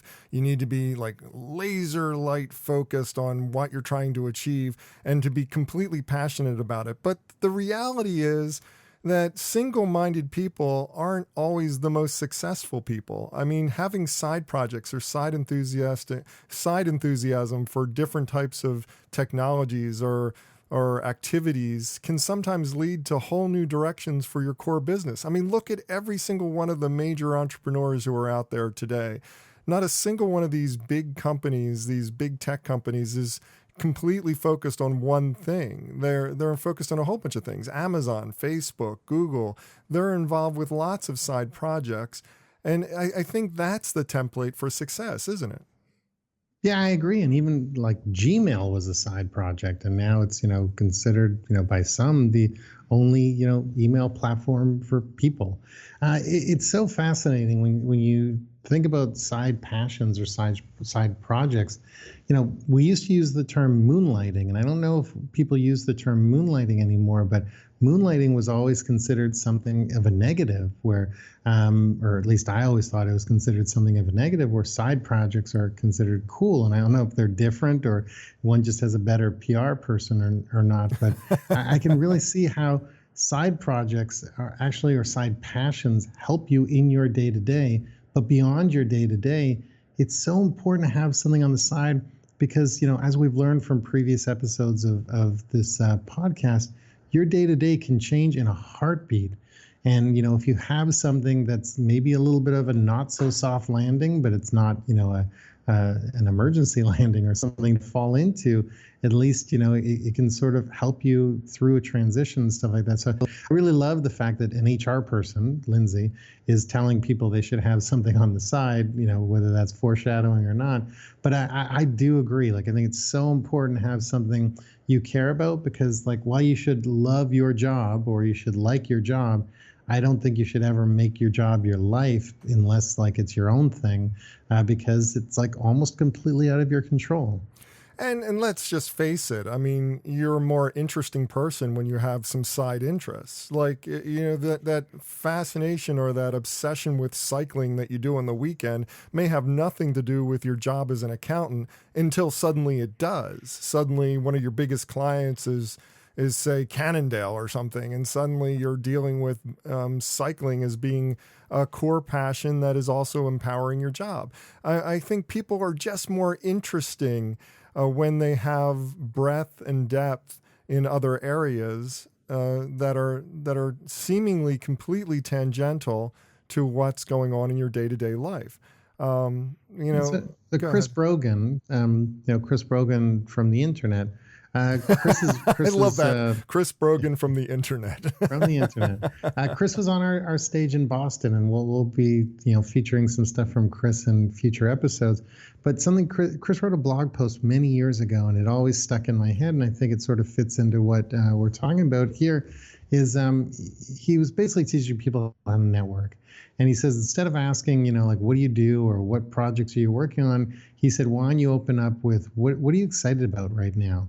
Because like, how many times have we been sitting next to someone on an airplane or in a networking situation where all they do is talk about work and it's something you couldn't care less about? But if like that person told you that they liked the same TV show as you, or they had a similar interest, or maybe they were interested in something you've never considered or as a hobby or knew nothing about, and all of a sudden they're teaching you something, that's really interesting and powerful, that, a lot of people think it's just all work when, there's so many things, like one of the things I'm able to have a conversation with almost anybody at all times is because I read a ton of magazines and I read a lot of like weird stuff on the internet. So I have almost one story for every situation. I don't have a follow-up story, so hopefully they don't ask me any questions in response to my story or anything like that. But I've got something for almost every situation. And for the most part, people find it interesting because I'm not talking about whatever, I'm just like, what I do isn't as interesting as what's going on in the world. And I'm passionate about what's going on in the world. I'm passionate about a lot of different things. And I actually bring that passion into my work, into my creative ideas and things like that. A lot of the stuff that I build ideas off of are pop culture related because I've experienced something or I've had an emotion to something. And I think that actually helps you being creative. Like I am always amazed when I sort of talk to people and it seems like they're living in a bubble and they're from the creative like world, because I don't think you can be creative living in a bubble. Like how you cannot know what's going on in the world is kind of amazing to me. Well, having side projects or side passions is also an inspiration for change. It's also the opportunity. It presents you with opportunities that you may not have really thought were possible. And I think that was made most clear in Lindsay's talk when she talked about Austin Kleon. In a bad job, doing work that he hated and still writing a book and, coming up with an entire new life that it wouldn't have been present had he not been exploring a side project. And I think that's something that we often ignore. We talk about follow your passions, but sometimes your passions seem out of reach and they need to be nurtured carefully, even in the worst situations, in order to find your way to something that's bigger, better, and more exciting, more fulfilling than what you're currently finding yourself in. Yeah, and the thing I love most about the Austin Kleon story is his passion was really nothing more than a distraction. Like he was actually looking to, get through the day. And, if he had sat down and plotted the next 10 years of his life, I'm making an assumption, I'm speaking for him. I'm guessing it didn't include release a book about blackout poetry, but blackout poetry was the thing that he did for fun to get, from, noon to 1 o'clock in his workday and cut an hour out of the time he was in his office. I think that's really fascinating. Like, how many people have we, you mentioned at the beginning of this, how many companies are diversifying? You think of Amazon, they're not only about books anymore, they're about, digital storage, they're about delivery. They're really like a logistics company more than anything else. And people sort of like lose that part of their business. They're also a TV network now and all these crazy things. But how many times have we heard about people that we're sort of fascinated by, whether they be a celebrity or a successful business person? When you hear about their journey, it's always been like, or not everybody, but sometimes it's like a pinball machine where they did this for a little while and then they did this a little while and then, some crazy lucky opportunity popped up and then all of a sudden they were in this industry or that industry.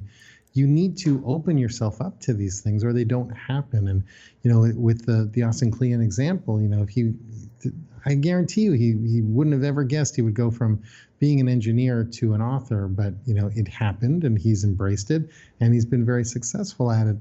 I think people need to have these passions and have these different ideas, or none of that can even happen. It's not going to happen for everybody. It's actually going to happen for such a small percentage, but that percentage goes from 10% to 0 if you're not actually opening yourself up to it. Well, it's also a recognition that people don't stay the same, companies don't stay the same. There is no static living.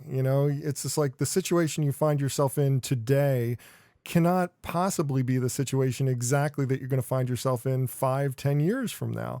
And recognition that whether you're talking about a business opportunity or you're talking about a life opportunity, to recognize that things evolve over time and that you need to roll with the punches and find strategies to deal with it is super important. I mean, you can go back to the example of IBM. I mean, IBM, the International Business Machine Company, was all about making, typewriters. They were making business machines, and then they became a computer company, and then they became a consulting company. I mean, just recognizing when those pivots need to happen and making those pivots can't happen unless you're already exploring what comes next in your life.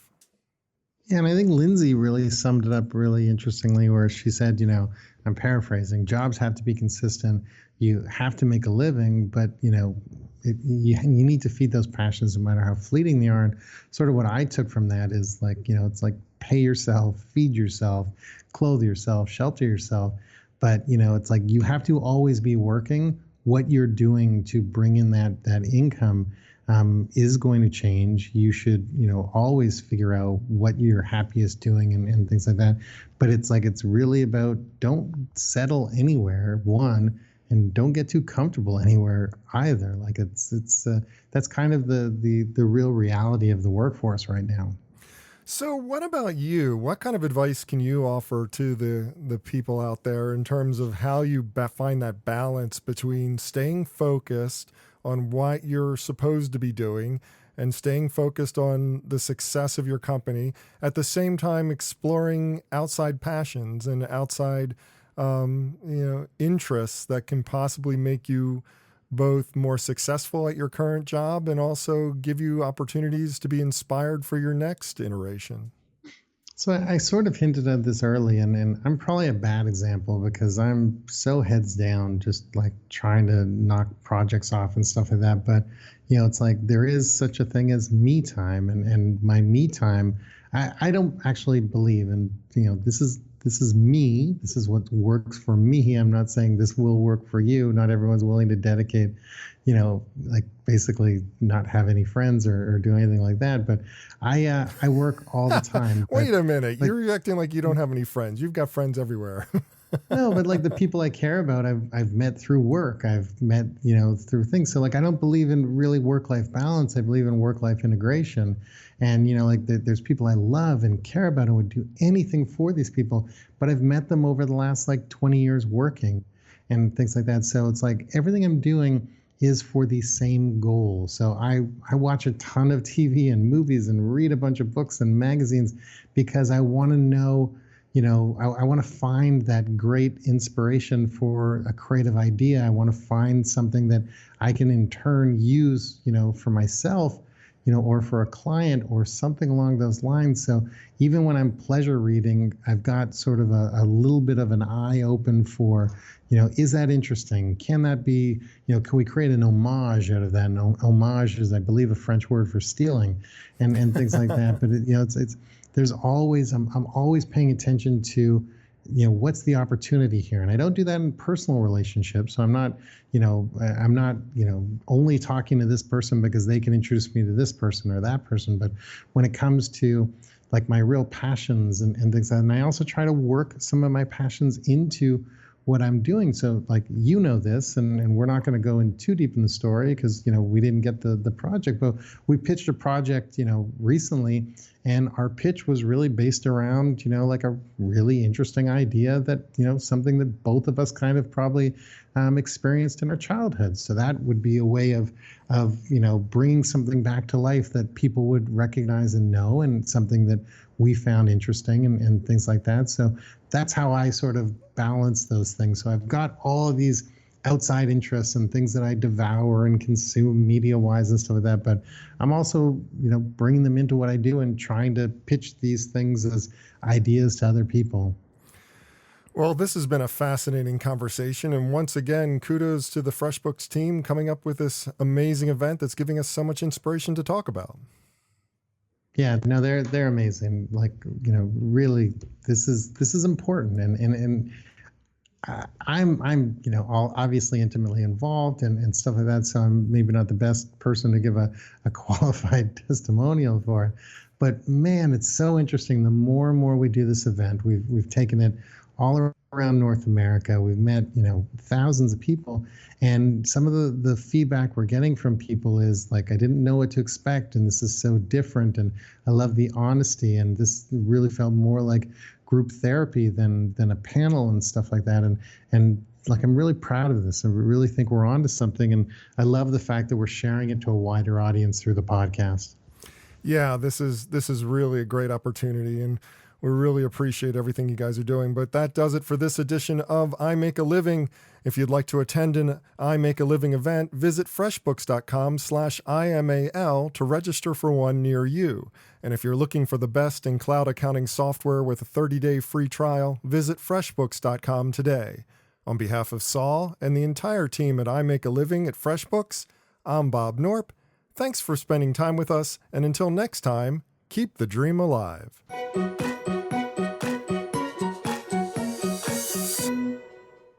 Beans. The I Make a Living podcast is based on the monthly I Make a Living events powered by FreshBooks, where we discuss honestly and openly how people make a living as the employment world keeps changing. Over the course of these episodes, we're going to introduce you to some amazing people who are doing some really cool things. Some successful, some struggling, and some both at the same time. But all are making a living on their terms, and we're proud to present their insights and advice to you.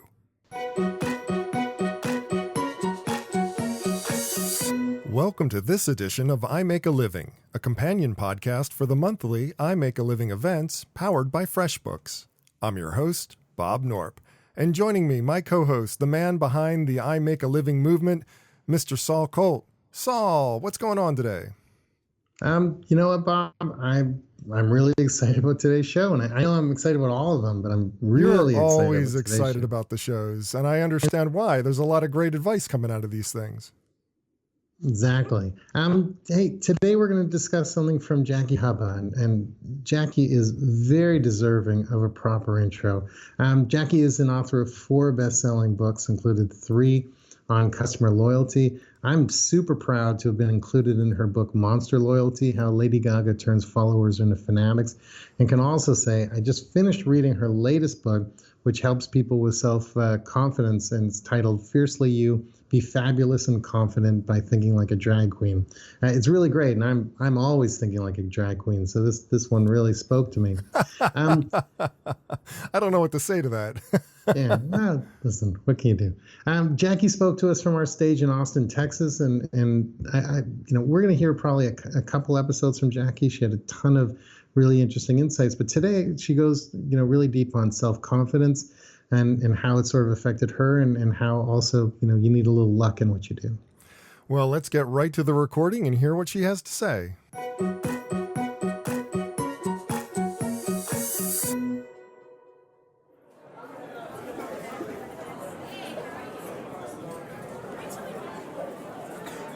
It's funny because when I look back at like all of the things that I've done, I've worked really hard, and for some reason things just happened. Like I went from IBM to some startups, wrote 2 books on customer loyalty with a co-author, and literally the first book was just a publisher emailed us and said, "Oh, your article we saw in the Tribune looks like a great book. It looks like a great book idea." And I'm like, "Holy shit, these things just happened. Wow, this is amazing." And then Monster Loyalty, I didn't think anyone would, publisher would want to buy a book about Lady Gaga. That's a business book. And then it got picked up by Portfolio. Oh my gosh, it's amazing. This is awesome. The highest advance I've ever had. This is just great. And I'm working hard, but it's going. And then I have this crazy, drag queen idea. And then I have the coach, and I'm working with the coach, and she's like, "Yes, this totally fits with your values and who you are and helping people. You should do it." I'm like, "Great." I start researching. I start doing drag as a woman, by the way. That is really hard. Most people don't know that women can be drag queens. They can. You create a character. You get on stage. It is hard, man. And I'm doing all this research, and I finally, after 3 years, I put together the book proposal. My agent from my first book says, "This is not a business book. I can't be your agent. You need to find a new one." And then everything just went downhill. So if, in order to pitch your book to a publisher, these days you need an agent because they will not accept unsolicited book proposals. Portfolio said, "We're not interested," so I got rejected by them. I started getting agent referrals. I got rejected by 14 agents.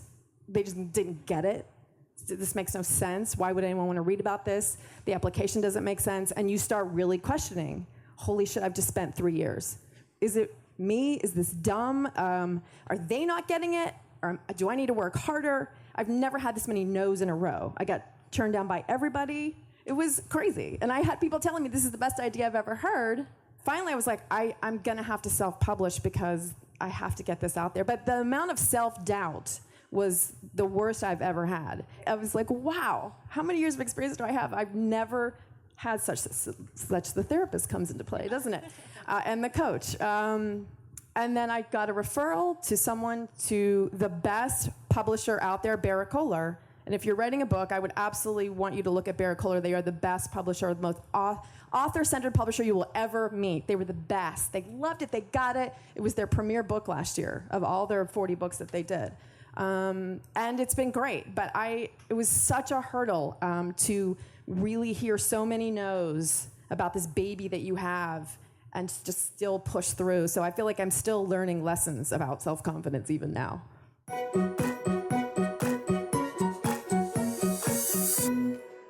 I think I want to take that line and I want to put it like right above my doorway. You know, this idea that things happened until one day they didn't. Isn't that the story of life, Saul? I mean, it's like things are going really great.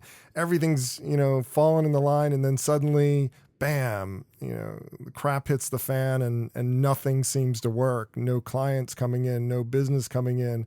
And you just got to keep plowing through and believing in yourself when everything around you is saying that this is not going to work anymore. How do you deal with that with that situation, man? Well, and that's, it's not just life, it's certainly business or career wise. It's like things happen and you look at people. I use Kickstarter as an example. I've been brought into a bunch of different opportunities where people had a super successful Kickstarter and they made all this money, and then they realized that Kickstarter isn't, a business plan. So now they have to relaunch their business. And so things happen until they did, and things were great. And then they ship out all these products and they're like, okay, now what do? We can't do another Kickstarter. And that's the only thing we know.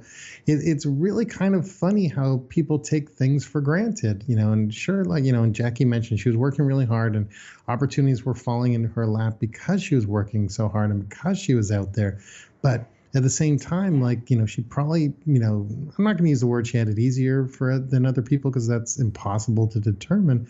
But things were clicking and things were working, and then one day they weren't. And when you have, sort of early success, whether, however it sort of happens, you don't always write down the formula to what you did or why you did it. You're just sort of basking in the success and you're dealing with the opportunities and stuff like that, that when things do change, you don't always know how to deal with it. And I know I've had, ups and downs in my career, and, I think I'm a little bit smarter about it now, but that came with time and patience and age. Whereas before, I wouldn't have known what to do. You panic is what I would do. And now I don't really panic anymore. I strategize, but I don't think people know that, you don't have to panic. Well, early success can often lead to complacency, and that's a real problem in business. That idea that, if I just do what I've been doing, things will continue to work the way that they were working, and that's just simply not always the case.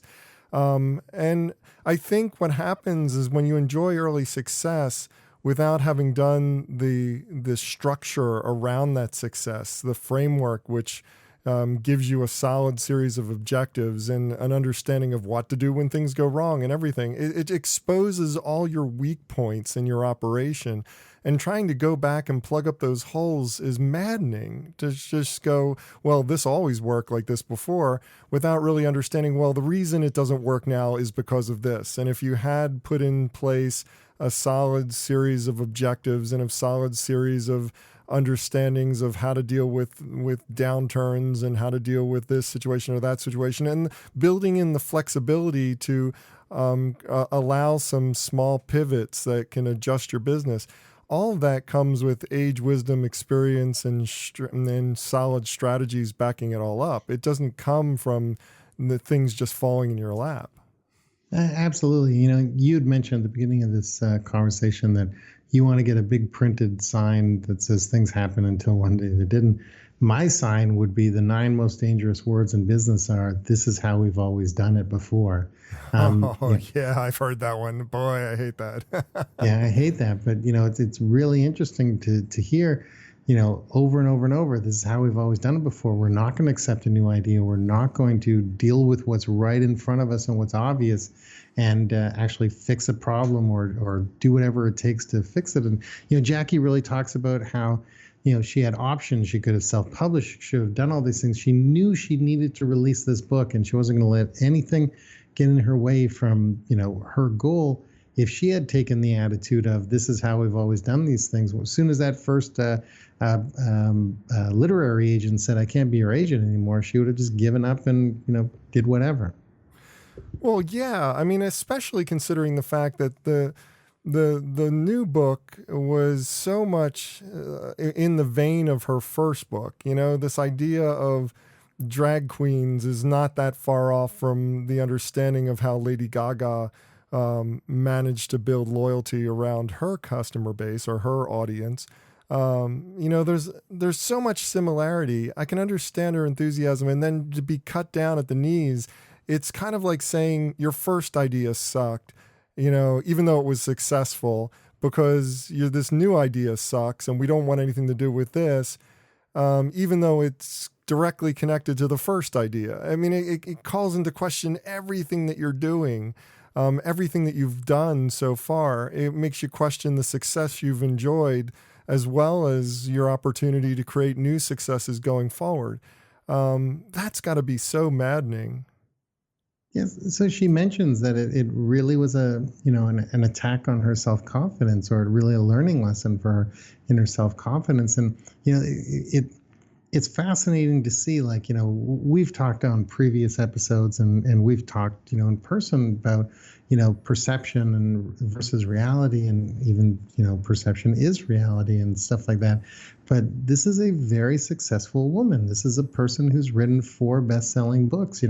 This is someone who's at, the top of her game when it comes to keynotes and, sought after speaker at events and all these things. And just because she took a little bit of a left turn on a new topic and, basically expanding her interest and her passions and finding something that she thought was really interesting, all of a sudden people, doesn't matter the previous success and everything, they were willing to just sort of let her go and do whatever was going to happen to her. It wasn't their problem anymore. And I find that really interesting because, I've always been told you're only as good as your previous success. Well, this example sort of shows that isn't even the case anymore. It's I'm not even sure what you're being measured on when you've had success after success. You've never had a hiccup.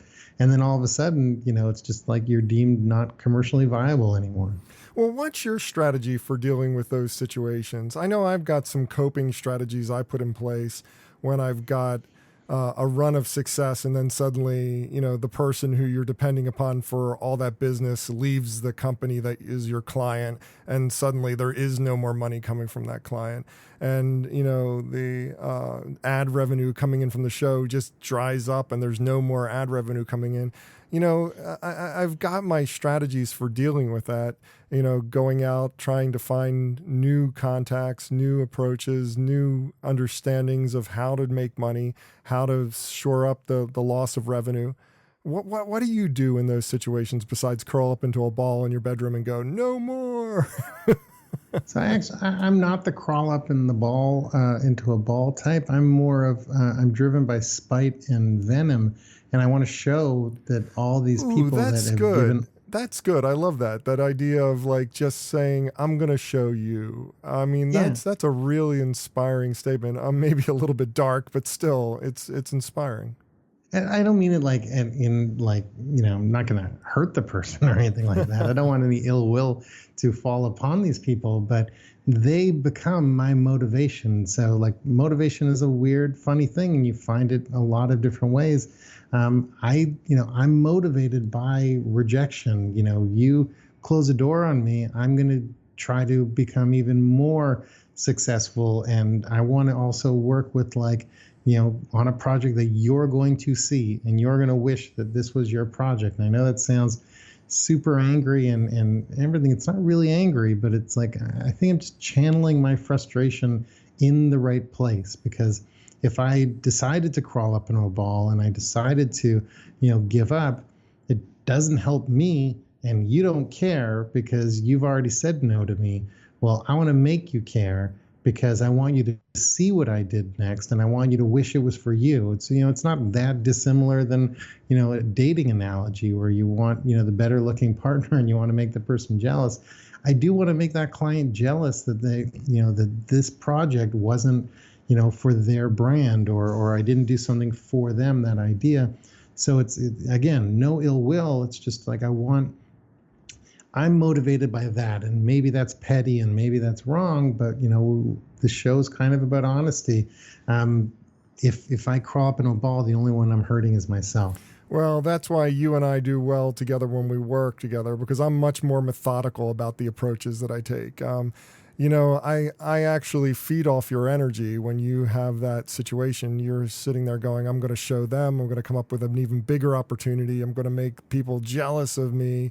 I'm going to make people want to work with me.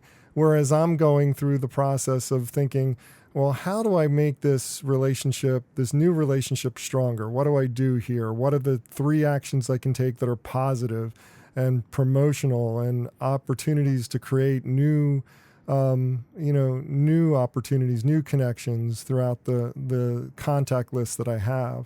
I take things much more methodically, and I need a little bit more of your energy, just as I assume you might need a little bit more of my methodology in your process. 100%. So it's like one of my idols. I've got a lot of weird idols, and they're the non-traditional idols that, everyone dreams of being whatever, Elon Musk or whatever.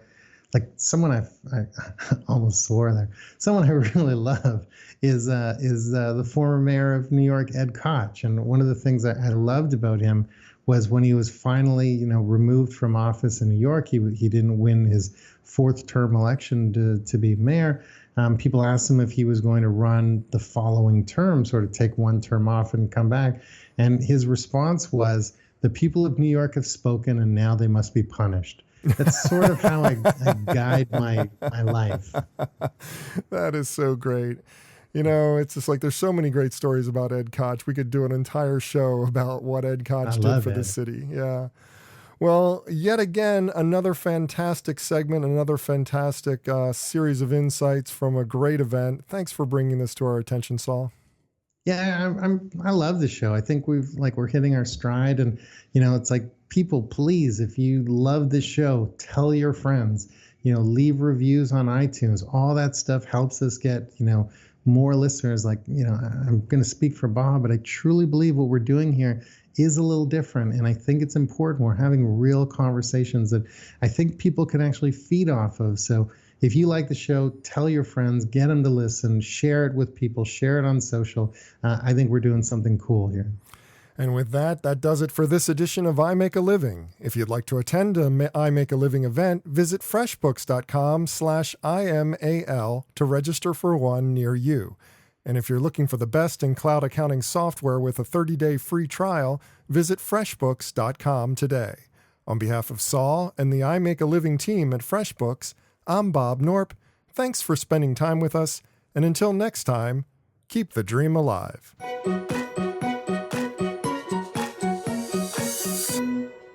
Cool beans. The iMakeAliving podcast is based on the monthly iMakeAliving events powered by FreshBooks, where we discuss honestly and openly how people make a living as the employment world keeps changing.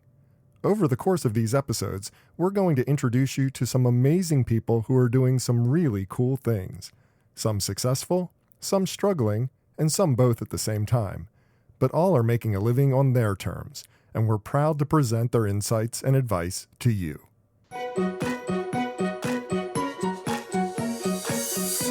Welcome to this edition of iMakeAliving, a companion podcast for the monthly iMakeAliving events powered by FreshBooks. I'm your host, Bob Knorpp, and joining me, my co-host, the man behind the iMakeAliving movement, Mr. Saul Colt, is here. Saul, welcome back.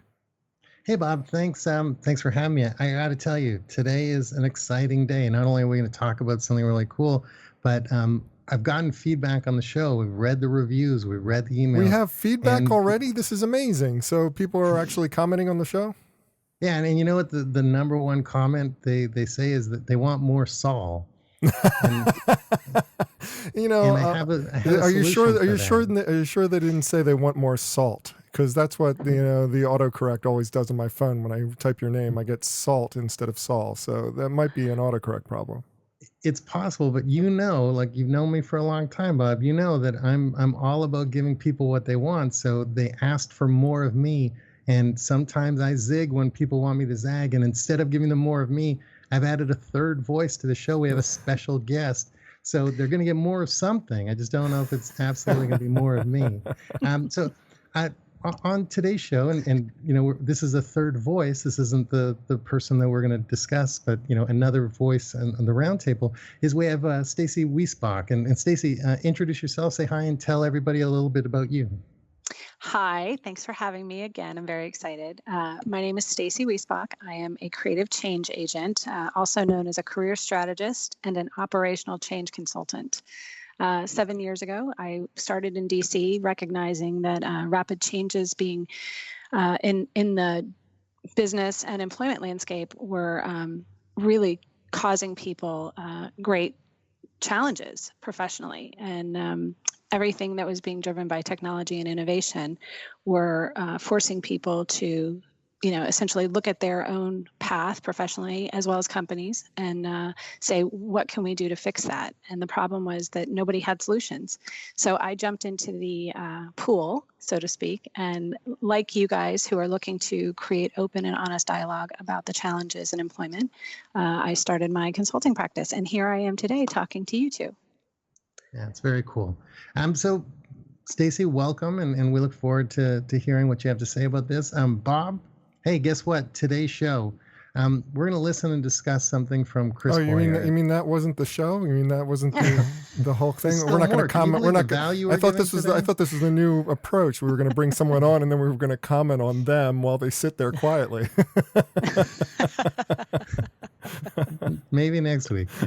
So hey, Chris, if you guys don't know Chris, he's a creative catalyst who helps organize and optimize, companies. He helps organizations optimize their ability to create value in a connected world. That's all like fancy way of saying he solves amazing problems. And Chris, I've known Chris for a long time. He is one of the most thoughtful people. He really thinks on a different plane than most people. So I knew I had to have him on our stage at iMakeAliving, and I knew he would be a major part of the podcast because there were just so many amazing insights that he had. So one of the things, or the thing we're going to talk about today is, we're going to talk about money, and you can't talk about, making a living without money. And Chris really comes at it from a unique perspective. So isn't Chris spoke also to us from our stage in Austin, Texas, and now we're going to share it with everybody. Isn't Chris also one of the founders of the Social Media Club? Absolutely. And for those of you who aren't familiar with Social Media Club, I don't know how long ago it was, probably 7-8 years ago, but he built this to, I believe the final number was 350 cities around the world, all, gathered and forwarded the movement of social media and the education side of it. Like Chris is an impressive guy. Well, let's go right to the tape and listen to what Chris Hoyer has to say.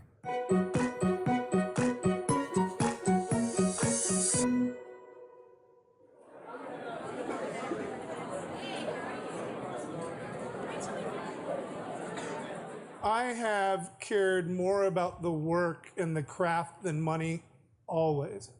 I just have a weird relationship with money. I just never really cared about it. I see it as a symbol, again, like an icon representing energy, like what it really is, because the paper has no intrinsic value other than the value we place into it. I won't go any deeper in the philosophy of it and all that, but that got me screwed up in college really bad. Freshman philosophy, avoid that if you can. That would have been one of the things I would have told my younger self. But the one thing I would say is actually, and we've been through feast and famine like you. Right now we're doing okay. We've got savings. We've got our mortgage covered for a few more months. So we're still okay. But, I don't have a nest egg. I don't have any security from a financial standpoint here. And I never even thought about it. It wasn't because I was fearless. I was a little bit dumb, really, about a lot of it. But, we had courage, and I just had this faith that it's all going to be okay. And it always has been, and it is now. And, I've gotten to the edge where literally one time I had only a can of SpaghettiOs left after trying to get a big contract for several years on this big idea I had selling to Palm. And literally, like with that can of SpaghettiOs left, they just decided to take care of me because I worked for them for so long trying to get the deal and educate them and help them. And they threw me a bone by giving me a project that let me pay my rent, at the last minute, right? So, I've literally been on the edge so many times. I returned home once, and I would really go back and say, money is not everything, but it is absolutely important. And I would have set aside more earlier. I would have put more into mutual funds and stocks and, put it somewhere where it could work for me instead of just kind of caring all about the craft.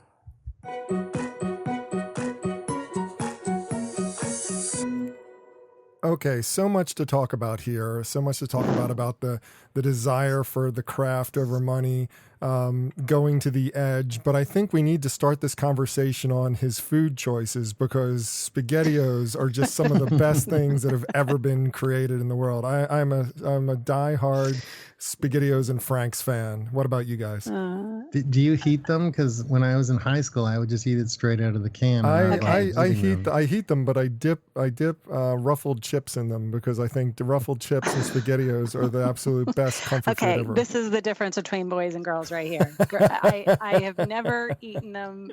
Maybe when I was a kid and I don't remember, but never as a grown-up.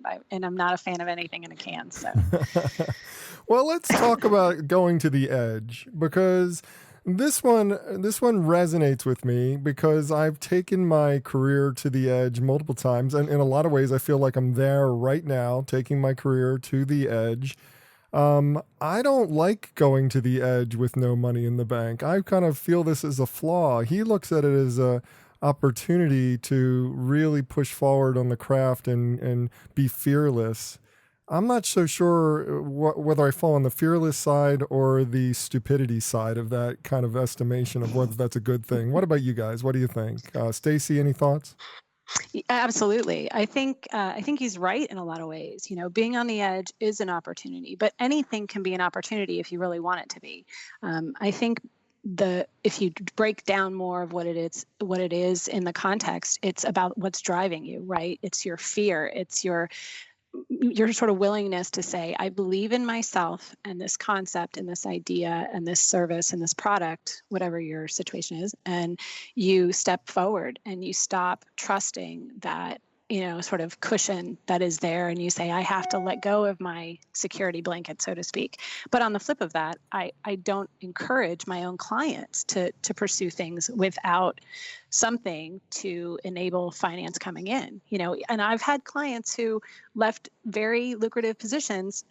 And in the interim, I've said, what do you have to sustain yourself in the meantime? And when you ask them that question, fear it's like deer in headlights. So there's this argument on both sides of that. But I think being on the edge is a very productive situation. And I think it drives people in a very different way. Yes, I agree. And so to make this personal, first I have to say, talk about honesty. That's kind of amazing. I love this clip because, and Chris just sort of, he wears all his emotions on his sleeves and it's really something that could be commended.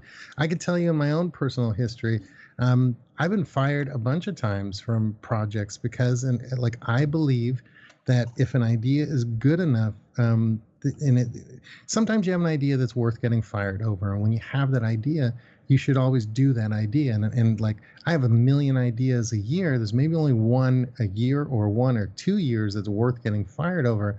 Not all of these ideas are gold. So, but I've never backed away from that one idea that's so amazing. And sometimes it's bit me in the ass, and sometimes it hasn't.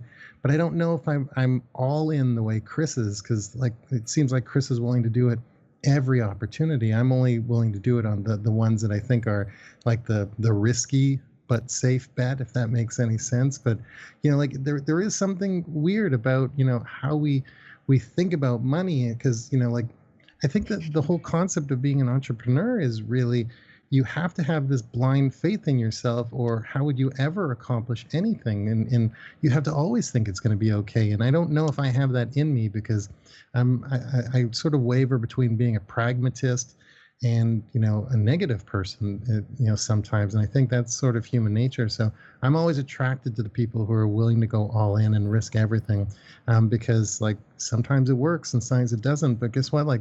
If you're not risking anything, still sometimes it works and sometimes it doesn't. I'm afraid this is bad advice, though. Because I'm the same way. I will take